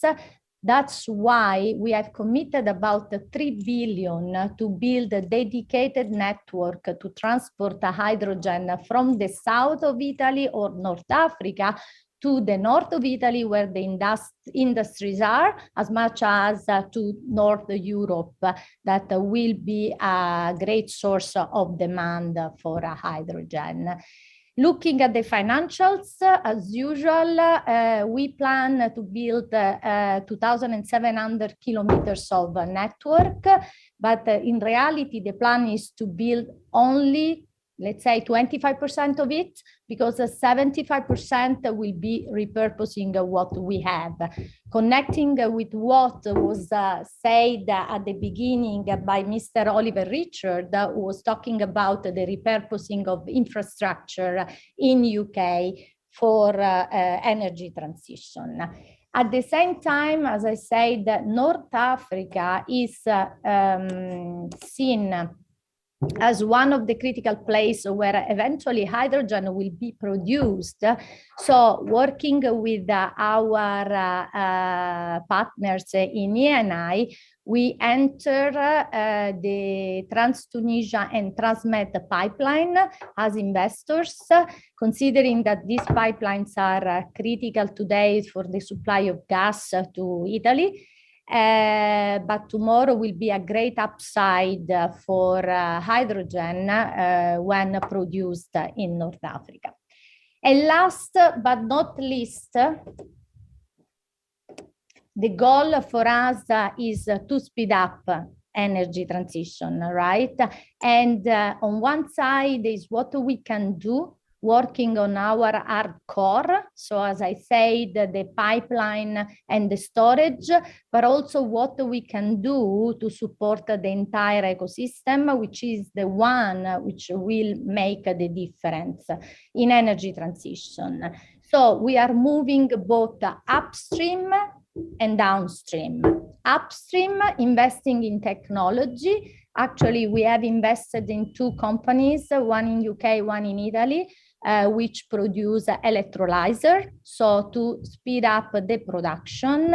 And in downstream is more a kind of cooperation with the industrial players to prove the possibility to use hydrogen in their production process. We are working with steel producer, ceramics producer, glass producers, as well as in transportation. We are working to prove that hydrogen can be used for ships and train. And we are actually right now building a small production facility to feed the train company up of the north of Italy. So to conclude, I speed up and I'm sorry about that, but I want to leave enough time to the last 3 speakers. To conclude, we believe that infrastructure will play a great role and we are repurposing ourselves for that. It is true in Europe. I'm sure it's going to be true in Asia as well, or at least in some of the part of Southeast Asia. But the most important thing is that we all need to commit to build an ecosystem and not to be focused only on what we can do by ourselves. Thank you. Thank you very much, Ms. Firuza. I think you made a very critical point in terms of the need for green infrastructure as we transport the renewable energies from the source to where the consumers are. So thank you very much for that presentation. Our next speaker is Mr. Iwan Chandra, President Director of Baker Hughes, Indonesia. Pak Iwan will be talking about Baker Hughes Energy Transition Solutions. Pak Iwan. Okay. Thank you, Mr. Shub, and thank you to Italian Embassy and also to my predecessor, all the speakers. They actually are quite timely and also make me very excited, from Baker Hughes, because we are align very much with all the what presented, from the government, from the policy, from the oil companies, and also others, I guess, on providing technology as well. So I would like to bring the, all the jargon and all the situation that really start with global and then going down to, say, Indonesia situation, right? Because at the moment, for us, in terms of where we are today and what we have, in terms of the facilities, the existing facilities with some flaring and some methane escapes, and then also the measurement, right? This is the situation that we need to deal with, and how to reduce the carbon emission from existing facilities that we have today. And then the second one, we will move into the, if we are actually kind of building and or try to develop the resources that still not developed today. So with all the requirement in Indonesia of energy and then also of oil and gas, then we really need to strike, and how can we produce more but with less carbon emission, or even zero, the facilities and also even the LNG plant. And that is really the combination of the two. Then we can really start to quantify and verify of how much is actually emission that what we have and how much we need to reduce, and then is the technology are available. So the last one that we also looking very strongly is also alternative energy. We are strongly believe that the hydrogen and geothermal will play a big role in the whole energy transition solution that we can offer. So on the first one, I'd like to draw to the digital energy, because every efficiency percentage that we can gain, that will be correlate directly to reduction of carbon emission. So in the big picture, I'd like to really draw what we have to offer is from the Baker's C3.ai suite, that this will be enhanced and optimized from the upstream that we have into the midstream, and even to the downstream or retails. And then the beauty of this system, we will take any data that existing today from different operators, from different companies, that we will put them in unified virtual data lakes, which is really common and can be utilized across all this portfolio that we have. But then we can also develop, not in series, but if we go directly to the production optimization of the field, predictive maintenance, up to even demand forecasting for refineries, right? And then with this, really the first step that we can do is to increase efficiency in what we have today. And then at the same time, it's also reducing the carbon emission. And then, as all we heard from the previous speakers, it's really what are the specific challenges to the carbon capture. Because carbon capture alone, we believe that from IEA as well, it's around 25% of the total emission that we can actually handle with the CCS. And then everybody actually mentioned, Pak Roberto, and then also said, hey, look, the economics, we need to look at it, right? Where are your assets, the sources, located in comparison to access to the pipeline, and the sinks that it's possible to capture? How big is the sink, and how is the integrity of the sink today? Because at the end of the day, the carbon capture is not just straightforward of the opposite of production of gas, right? Especially carbon, it is different gas, and it's typically also can be very corrosive, and then that will impact of what pipeline and what existing infrastructure can be utilized. And then the quite important as well is the execution. We do have plans, we do have thought and what we can do. Are the technology are available? And then can we start, how fast we can start our planning? So again, in these three, I guess we are looking at this as well very closely. And then, of course, it's very important, as Pak Fatar and also Pak Tutuka earlier mentioned, is carbon trading pricing policy from the government are really will boost and or will help to support the decision that we need to take all together with the operators. And then on the CCUS, I think it's really important that we have the portfolio, from the feasibility study. We have Gaffney Klein, which is very well known in the industry, and then the IO Consulting, to really try to see what option do you have in surrounding your field, right? If you do have power plant nearby, or even the fertilizer company and cement factories, and it's really then we can come up with a solution not only to oil and gas, but also to other industry in surrounding to us. And then, of course, when we deal with the power plant, then carbon capture is actually one very significant role in there, because it's not cheap.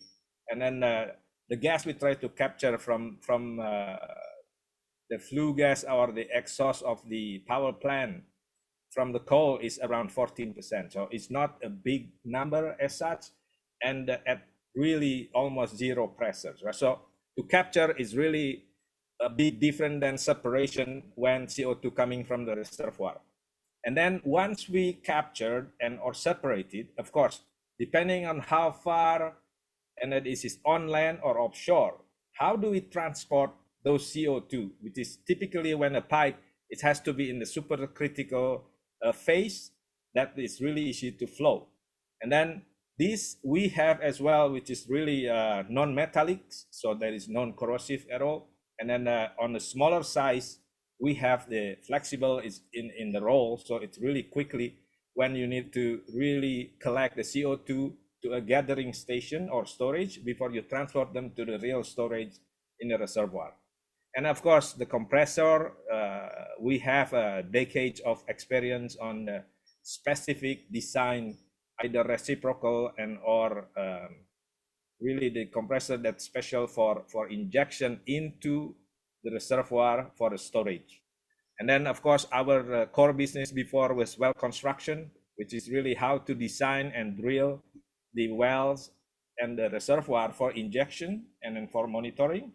And then, of course, closer monitoring, we need to keep the CO2 up to 99 years, right?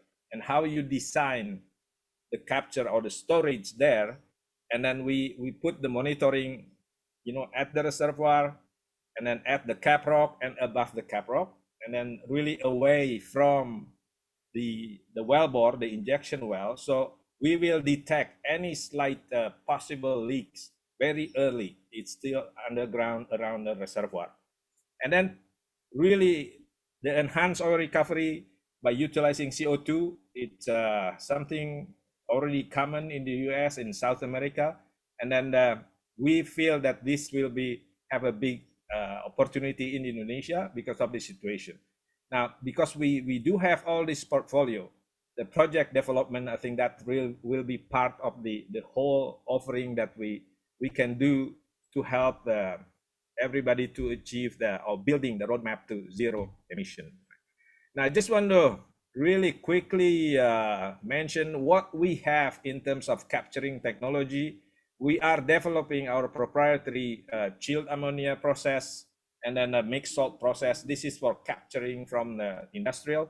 And the base of solvent is ammonia, which is very common in the industry. And we do have a lot of manufacturing here.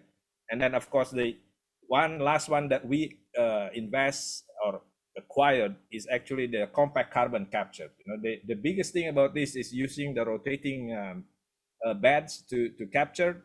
And then we managed to reduce the footprint of the process up to 75% less.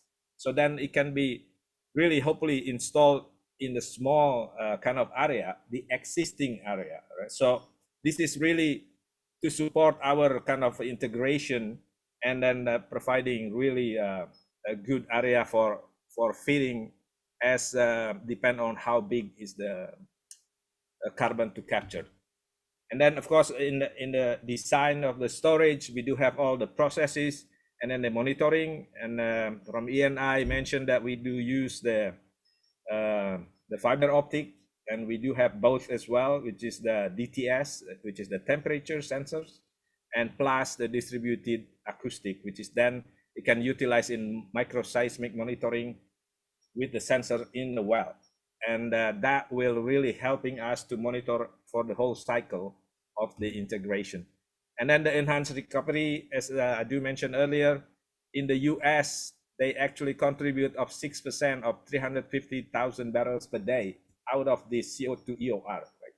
And then we are supporting 25 projects at the moment. And in Indonesia, again, with Gundi and or Sukowati, I think it's very close to the pilot. And since we do have a lot of field that already depleted, and maybe that is actually applicable for also the usage of CO2 that's been captured.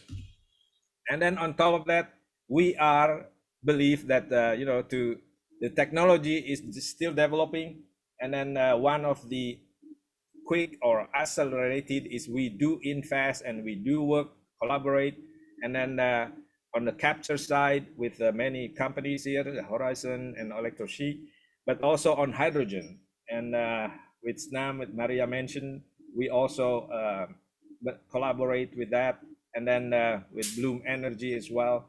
And the latest actually is not here. We are investing in Acuna, and the big deal was we can produce blue hydrogen from natural gas, and with the side of CO2 produced will be in the solid form, so it's no emission, right? So if we do have natural gas produce hydrogen drive the turbine, that we do have 100% fuel hydrogen turbine, then suddenly low and near zero facilities make possible, right? So that is really the last slide from me, and thank you very much for the opportunity. Back to you, Mr. Shu.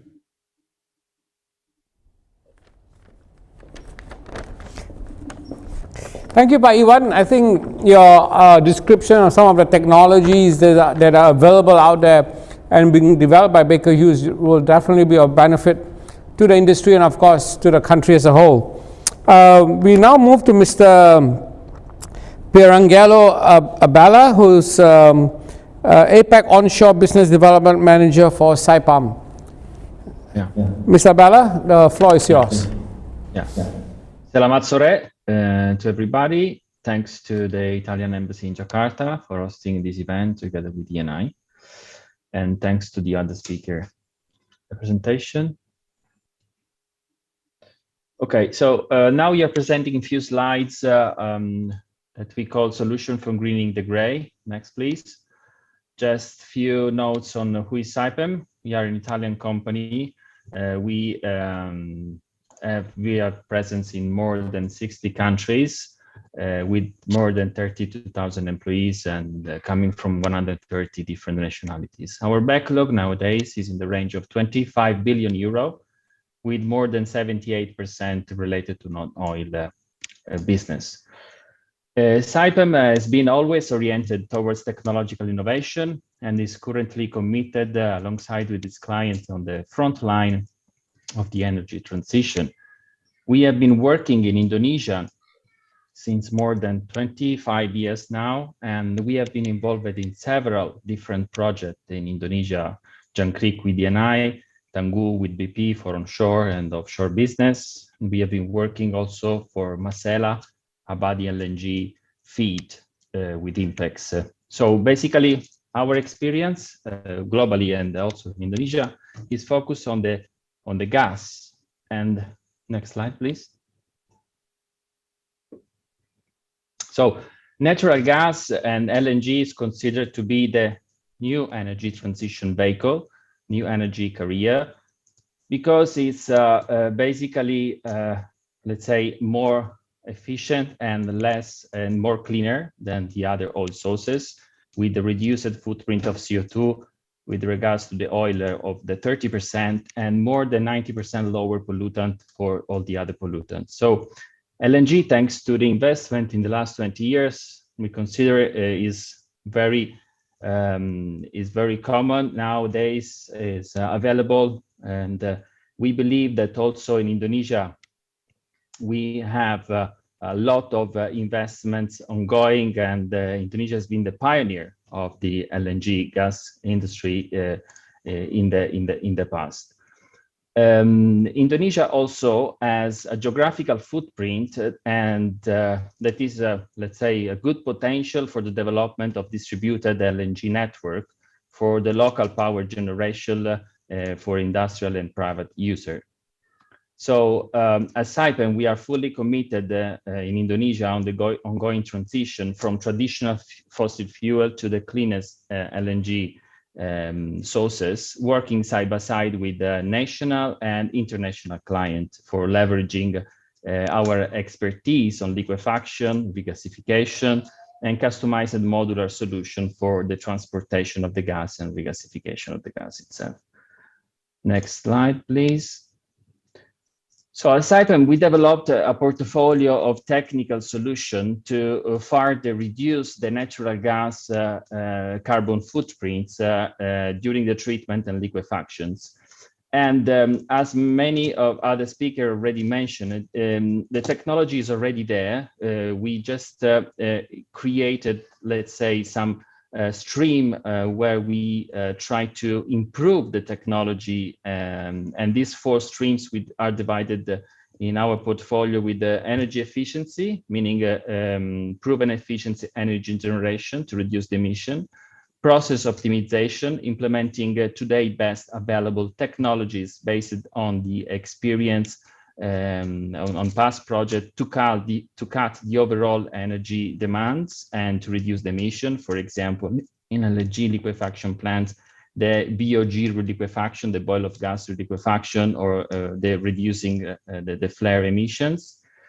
We believe that one of the most important pillars is the carbon capture, already mentioned by a previous speaker, for the capture of CO2 and the reuse of CO2 to support the net zero LNG, and hybridization, meaning the use of proven and emerging new energy technologies to eliminate the key emission sources. Next slide, please.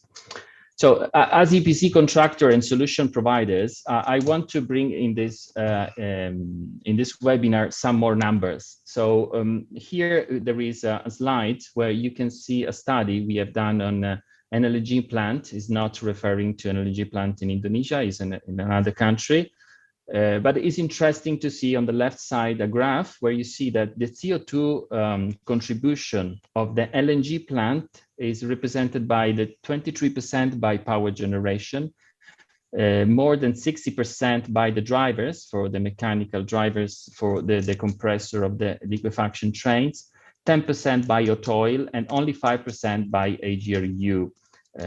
So meaning that in this case, with this feedstock, more than 95% of the CO2 emitted by an LNG plant is coming from the solution we select during engineering phase for the plant constructions and engineering.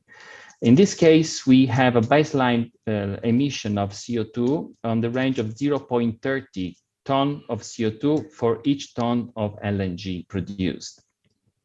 So if you move on the right side of the slide, you see that just acting on the efficiency of the drivers, of the mechanical drivers for the compression trains, just acting on the power generation efficiency overall and focusing on the what we were saying, that the process efficiency on the plant, we can reduce the emission from 0.29 tons of CO2 for tons of LNG produced to 0.18.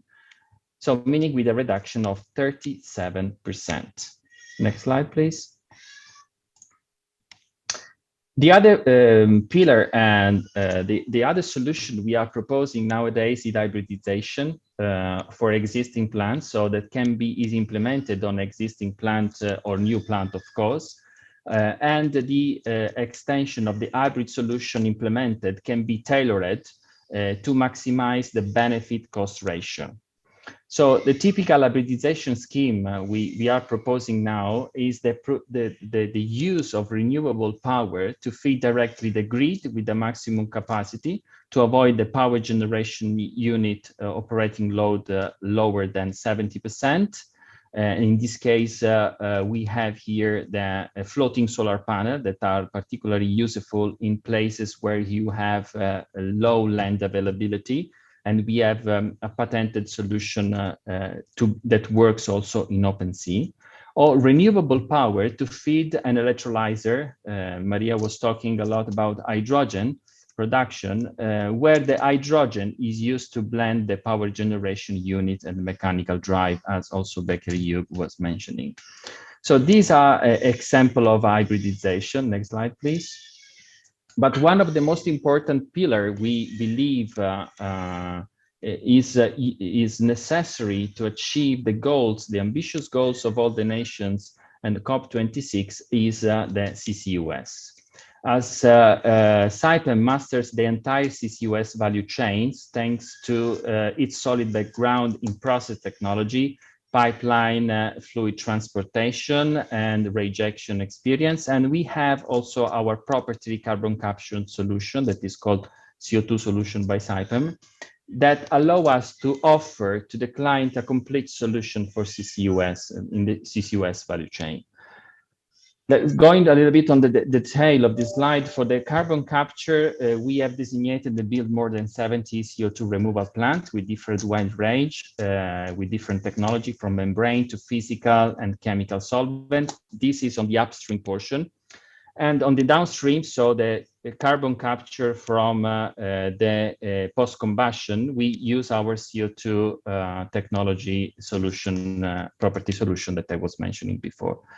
For the use of CO2, we have a wide experience also in this because we have 136 plants spread all over the world, more than 40 engineering constructed by Saipem to transform the CO2 in fertilizer with our SNAM Progetti technology for urea.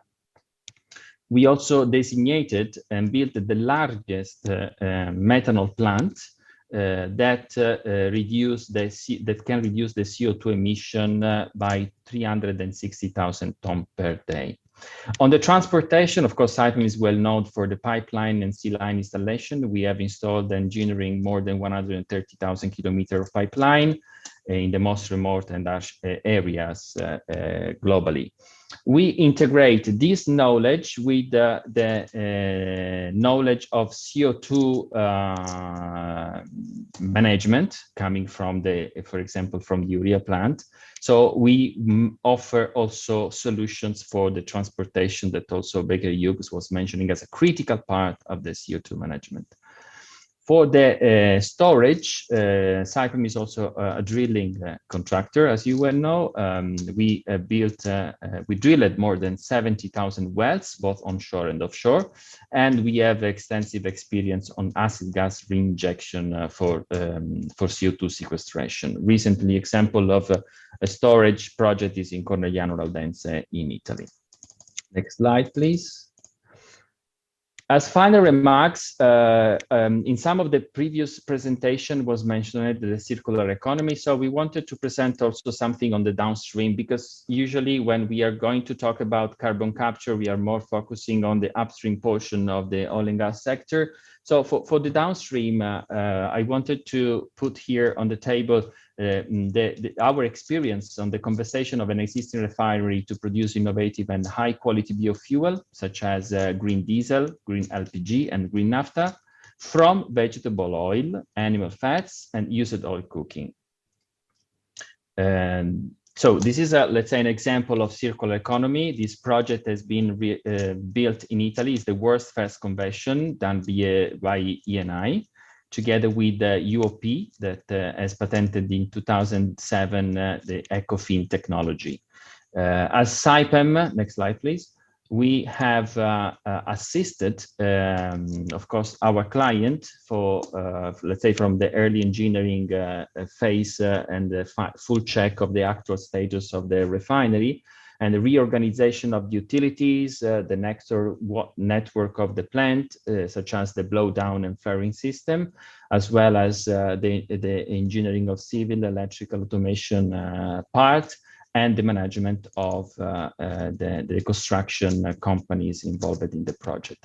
This refinery is a target to produce 300,000 tons per year of green diesel, in addition to green naphtha and LPG, and is planning to have an expansion to reach 500,000 tons in the second step, using 230,000 tons of vegetable oil per each year.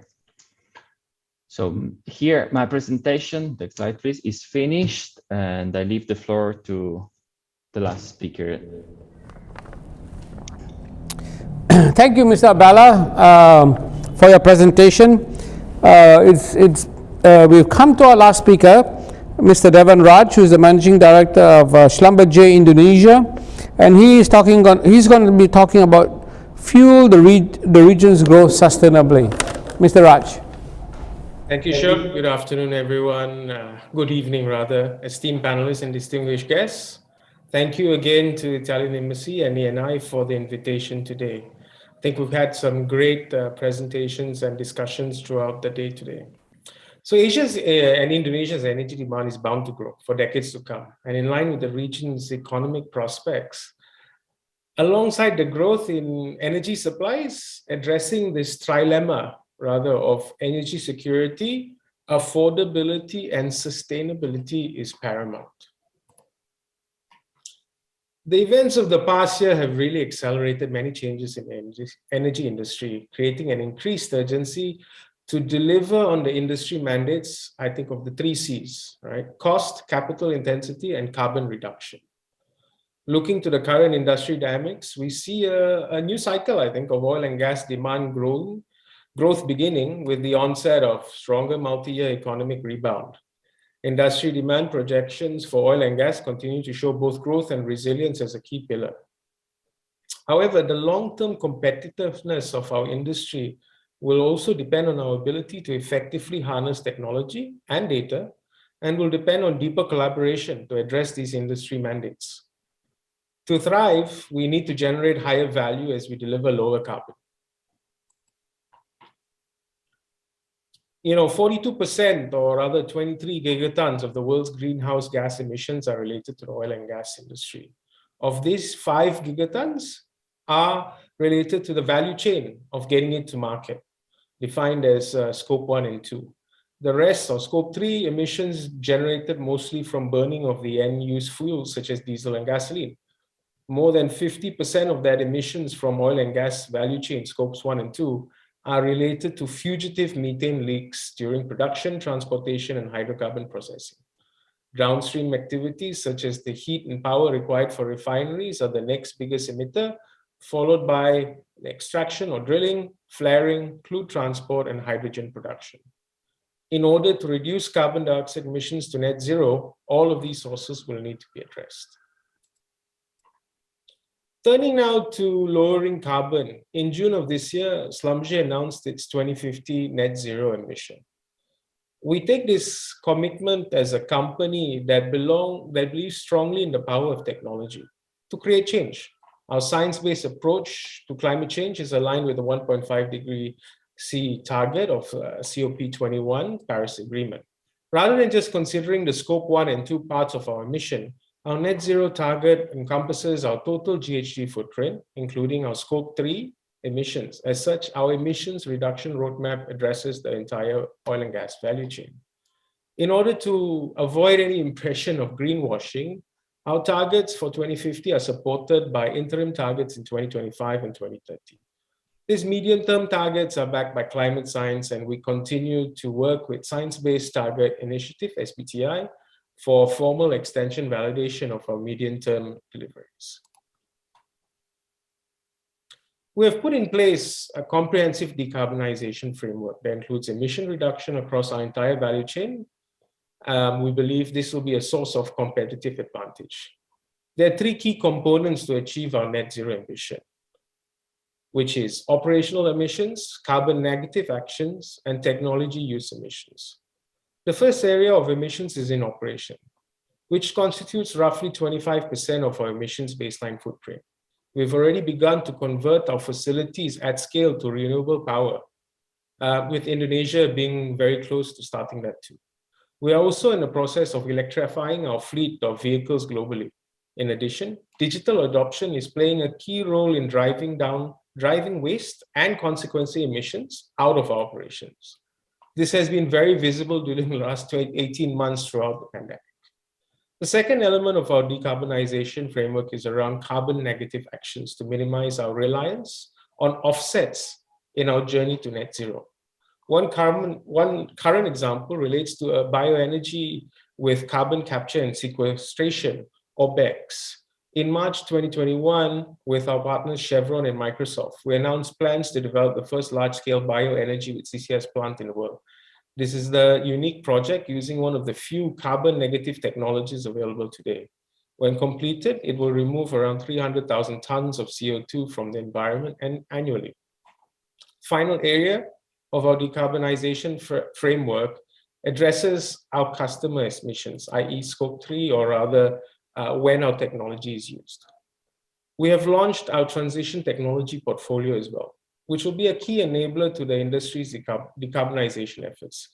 This portfolio of solutions addresses technology use emissions with a focus on flaring, venting, and power consumption during operations. The quantification of CO2 footprint and reductions has been a challenge for operators and technology providers. This is why we have created a quantification framework to standardize calculations and enable benchmarking through net footprint comparisons. We extended this exercise with ongoing research projects and incorporate emissions reductions into our R&D process as well. The transition technology portfolio is focused on our largest opportunities to reduce oil and gas industry footprint, including fugitive emissions, flaring, and electrification. For fugitive emissions, we are already deploying technologies to help customers from identifying sources to significantly reducing emissions with qualified low emissions equipment, such as our low emissions valves portfolio. We now have technologies that remove the need for flaring, such as Aura Intelligent Wireline Formation Testing Platform, which avoids flaring operations during reservoir appraisal. Finally, looking to electrification, which has long been a technical challenge in our industry. Schlumberger is taking the lead to provide a totally electric solution from the wellbore to the production facility, which will have significant decarbonization benefits. A fully electronic production system not only paves the way for complete digital capabilities, but to full electric platforms and plants that can be operated remotely, particularly offshore. Finally, just to pivot, let me turn quickly to share a bit of our overview of our portfolio of our new energy ventures that are focused on low carbon, carbon neutral, and even carbon negative technologies. We have been actively involved in CCS and CCUS for over 15 years now, and are currently engaged in over 20 projects globally. These can come across sectors as diverse as oil and gas, power, cement, chemicals, agriculture. As I mentioned earlier, we have launched a venture in California with Chevron and Microsoft around bioenergy with CCS, which is effectively a carbon negative technology overall. Carbon capture and storage is a critical element to meet the Paris Accords and net zero ambitions. CCS especially beneficial in hard to abate sectors, has been discussed already. We have been actively engaged as well in geothermal for several decades around the globe. In this region, Indonesia, Philippines, and New Zealand have been the most active players. Schlumberger, alongside our partner Geothermex, have been participating in over 60% of the geothermal projects globally. This is a mature business today, yet with great potential to grow to help decarbonization of power generation, particularly in Indonesia. Last year, we announced the creation of Celsius Energy, a startup with unique capabilities when it comes to providing geoenergy to heat or cool buildings at a fraction of the CO2 footprint. This holds a very promising future to decarbonize commercial and residential buildings. Last year, we have announced the creation of our Genvia partnership in France. build upon a unique reversible solid oxide electrolyzer technology. The focus here will be to enable the production of green hydrogen in the gigawatt scale with a much lower electricity consumption. This is very exciting, actually. In March 2021, we have officialized the launch of a direct lithium extraction pilot plant in Nevada in the US, whereby we foresee the environmentally friendly production of battery-grade lithium with much reduced water requirements. The intention would be to use this pilot as a proof of concept before scaling up. Overall, this is a very exciting portfolio with more to come.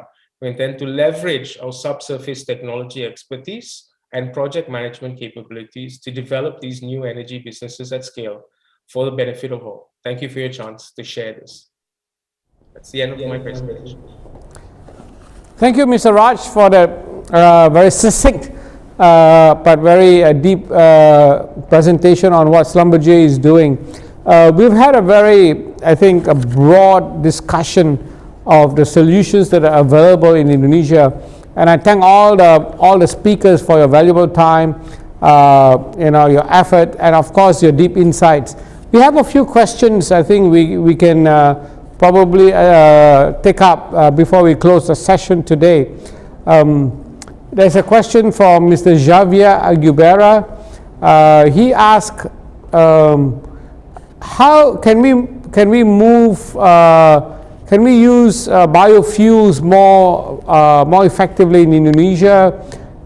Indonesia is rich in palm oil. Is that a solution towards moving to more sustainable green energy? Who would like to take this question? Sorry. Go back to the screen. Yeah. Maybe Mr. Roberto? I'm not sure whether you are involved in this. Yeah, to answer. Actually, we are not really engaged in the field. We've been looking at it. I think there are opportunities.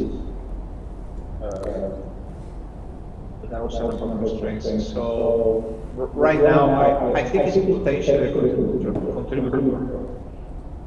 How big it is, how effective, I'm not sure yet. Right. Sorry, does someone else want to jump in? Ms. Andrea? Is E&I looking at this, maybe greater use of biofuels given Indonesia's, huge palm oil reserves? We are seeing out, as I said, biofuels is part of our strategy. We are, at the moment, scouting for all the opportunities worldwide in terms of biofuel and biofeeds production and financing. It is important to notice that when evaluating biofuel, you have to take the overall impact into account because the change of land use, right, producing bits of biofuel can have a higher impact of emission as compared to alternatives or even in some cases to fossil. So the choice of biofuels is quite important. Right. Thank you so much for that. We've talked a lot about some of the solutions that are available and that are being developed. Maybe I'll pose this question to all the speakers. From your experience and from your knowledge, which technologies do you think are readily applicable or implementable in Indonesia today to help the country accelerate the green transition? Who would like to go first? Maybe if Ibu Mati is still here. Ibu Mati, are you still with us? She's left, is it? Oh, Ibu Mati? Is she there?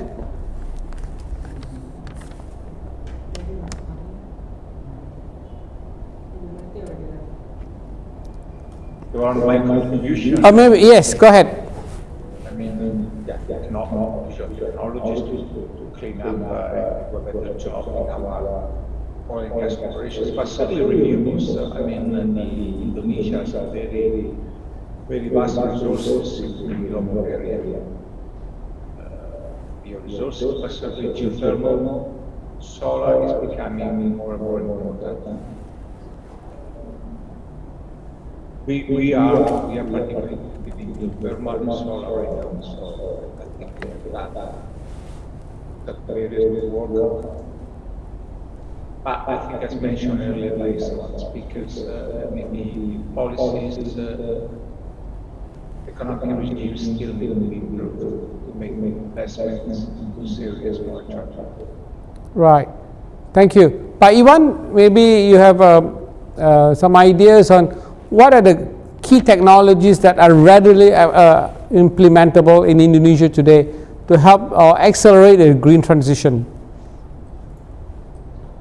Yeah, I guess from my side, as presented earlier, the digitalization and or increasing efficiency while also producing optimization, either that's in oil or gas production, as well as efficiency of the equipment, you know, with predictive maintenance, that it is really readily, in fact, some of the facilities already utilize it. And then how we can actually expand the utilization with the back of the reduction of carbon emission, right? So before, I guess the purpose are solely for either maintenance or production of oil and gas.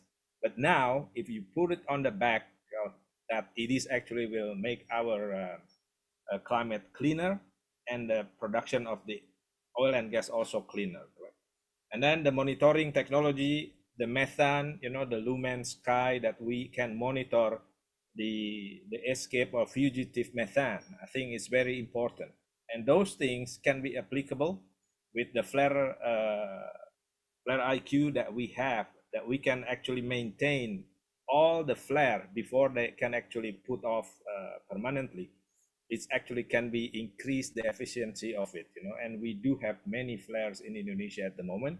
And if those flares can have efficiency above 98%, I think that will help tremendously as well in the decarbonization at the moment.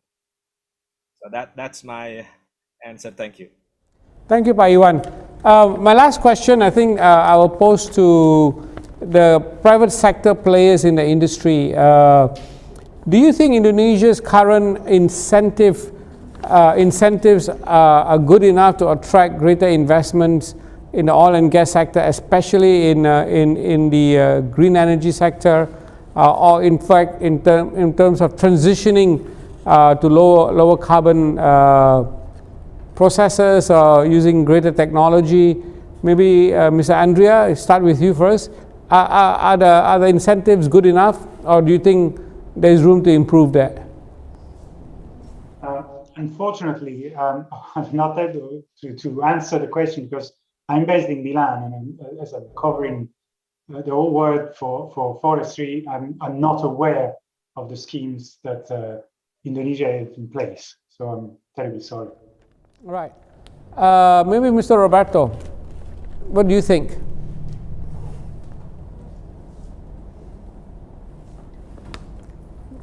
I think you're muted. I think, as you put it, I think there is room for improvement. Yes, there always is, but tariff regime needs to be made, I think, more attractive.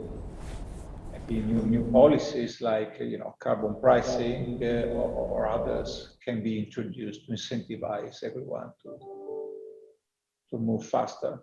We wouldn't necessarily object to such policies if they are rational and if we see they are applicable and really incentivize everyone to do a better job.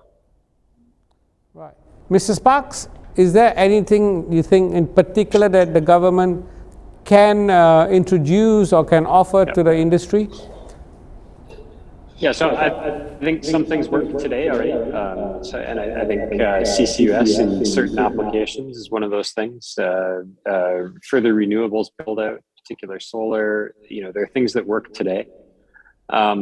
I think to make the next tier of projects work, carbon pricing is a big help, and I think things are moving in the right direction there. I think in terms of overall fiscal terms and stuff, I think the intent and direction of the government is absolutely there. And the right arrangements can be found for the right projects. But I would add that don't underestimate the importance of consistency and reliability. So these are energy infrastructure projects are long-term, big projects, and knowing that the terms will stick around and will be implemented as intended over the long term is a really important thing. I absolutely agree. I think you've hit on a very, very important point. The consistency of our regulations and policies, especially given Indonesia's current political system where you have changing administrations every 4 or 5 years. So I think that's very, very critical. Mr. Raj, maybe you were the last speaker, but I'll give you an opportunity to also close this panel discussion in Q&A. How do you see, let's say, over the next 4 or 5 years in Indonesia, the government has committed to a number of very key milestones and, I think very ambitious targets. Do you think these targets are achievable, and what would it take to achieve them? So I think, these targets are, as always, good targets, are aspirational and need to be challenging for us to go after, right? Secondly, clearly, Indonesia's energy demand is going to increase, whether it's, for both oil and gas or electricity. So the demand will increase with their population increasing. I think the key thing that needs to be done is how can the fiscal terms, the policy be put in place where you can still attract that capital investment. I think this is going to be crucial going forward, whether that capital investment can be attractive, and as a lot like Mr. Roberto has said, Dan has said as well, there are a lot of projects and policy that are in the works that will help us reduce our carbon footprint and therefore will help us attract that extra capital to ensure that we continue to provide energy for Indonesia as to fuel its growth. Right. Thank you so much. Ms. Maria, if I may pose a question to you now. In terms of green energy infrastructure, Indonesia has a very massive infrastructure plan. I'm not sure how aware you are of the President Jokowi's, very ambitious infrastructure build-up, and he's already started. And of course, infrastructure uses huge amounts of energy. And with your experience in green infrastructure, how critical is it for a country like Indonesia, which is developing, and as Mr. Raj has said, with a growing economy, to actually use some of the green infrastructure ideas that you posed or that you raised earlier? Would they be implementable in Indonesia readily? So for sure, I think, as I said before, all my presentation was around infrastructure as a critical element of energy transition. I think Indonesia, obviously, from a geography standpoint, is pretty complex. I know pretty well. I lived my last 3 years in Southeast Asia, so I was used to visit Indonesia. But for sure, while you develop the infrastructure, even to manage traditional methane, you should be ready to implement something that could be used for both, right? Because the example I was sharing was to prove that even what has been built in the last 3 decades can be easily repurposed, and actually repurposing is more economic than building from scratch. So for sure, Indonesia should think about both repurposing what they have, or at least validating how much can the existing infrastructure hold of new green gases, and looking forward on building new infrastructure that will be able to handle green gases as well. Obviously, I think timing is going to be very different from what is happening in Europe today versus what is going to happen in Asia. But I'm sure that we will get at the same end stage in different timing period. But that's what happened in the last few decades in the energy sector. Thank you very much. I think I will close. Mr. Giovanni would like to say a few things. If I can chip in just with a couple of comments please before we conclude this webinar, because I was reading one of the questions from Rayendra Torwan about the blue economy park in North Kalimantan. Yes. And he was asking about if Italy would join this business. And if at the same time also asks if we have the hydrogen technology for Indonesia. And of course, working for the Italian embassy, I mean, part of the embassy's mission is to promote and protect the interests of Italian companies in their international activities. And as we have seen today at this webinar, we had 3 of the major Italian players in this field. We had ENI, Saipem, and SNAM. And both ENI and Saipem have already a very strong presence in Indonesia. And I hope that maybe in the future also SNAM can arrive into this country with its various solutions, which include hydrogen, as Maria said in her presentation. We also have another very important player from Italy, which is Enel, the electrical utility. They have a strong interest in with their branch, which is Enel Green Power, specialized in renewables. They have a very strong interest in the geothermal resources that Indonesia has. It's the country with the biggest resources of this kind in the world. So I believe that there is a great potential for Italian companies' involvement in Indonesia. And I would also make a last comment. I find the energy sector quite fascinating because, of course, you have a plurality of actors worldwide and locally. And of course, these actors are often competitors, but in many cases they also work together, they collaborate in joint projects. And this is something that we see very, very clearly also in Indonesia. ENI works very well with Pertamina, Saipem works with BP, and there are many collaborations and a lot of potential also to do joint projects for the mutual benefit of the companies and also of the country and all the people that are around these projects. So my hope is that also maybe this same webinar can contribute to enhance these collaborations, so that in the future we will see more Italian companies and more foreign companies working with Indonesian companies to make the country greener and the world greener, of course. Thank you. Well, I can't say it better than that. So thank you very much, everybody. I think it's clear that Indonesia has huge opportunities for, I think, the implementation of green energy solutions. It's a growing economy, it's got a young population, but I think also most importantly, there is a real desire towards renewables and a greener future. So thank you very much, all the speakers again. Stay safe, and hopefully we'll see you soon. And again, to all the participants too, thank you for staying with us. And if you do have any questions, please you can email us, and we will be sharing the presentations to you. So leave us your emails, and we'll get them to you. Thank you so much, and take care. Thank you. Thank you, everyone. Bye. Bye-bye. Thank you. Thanks to all. Thank you.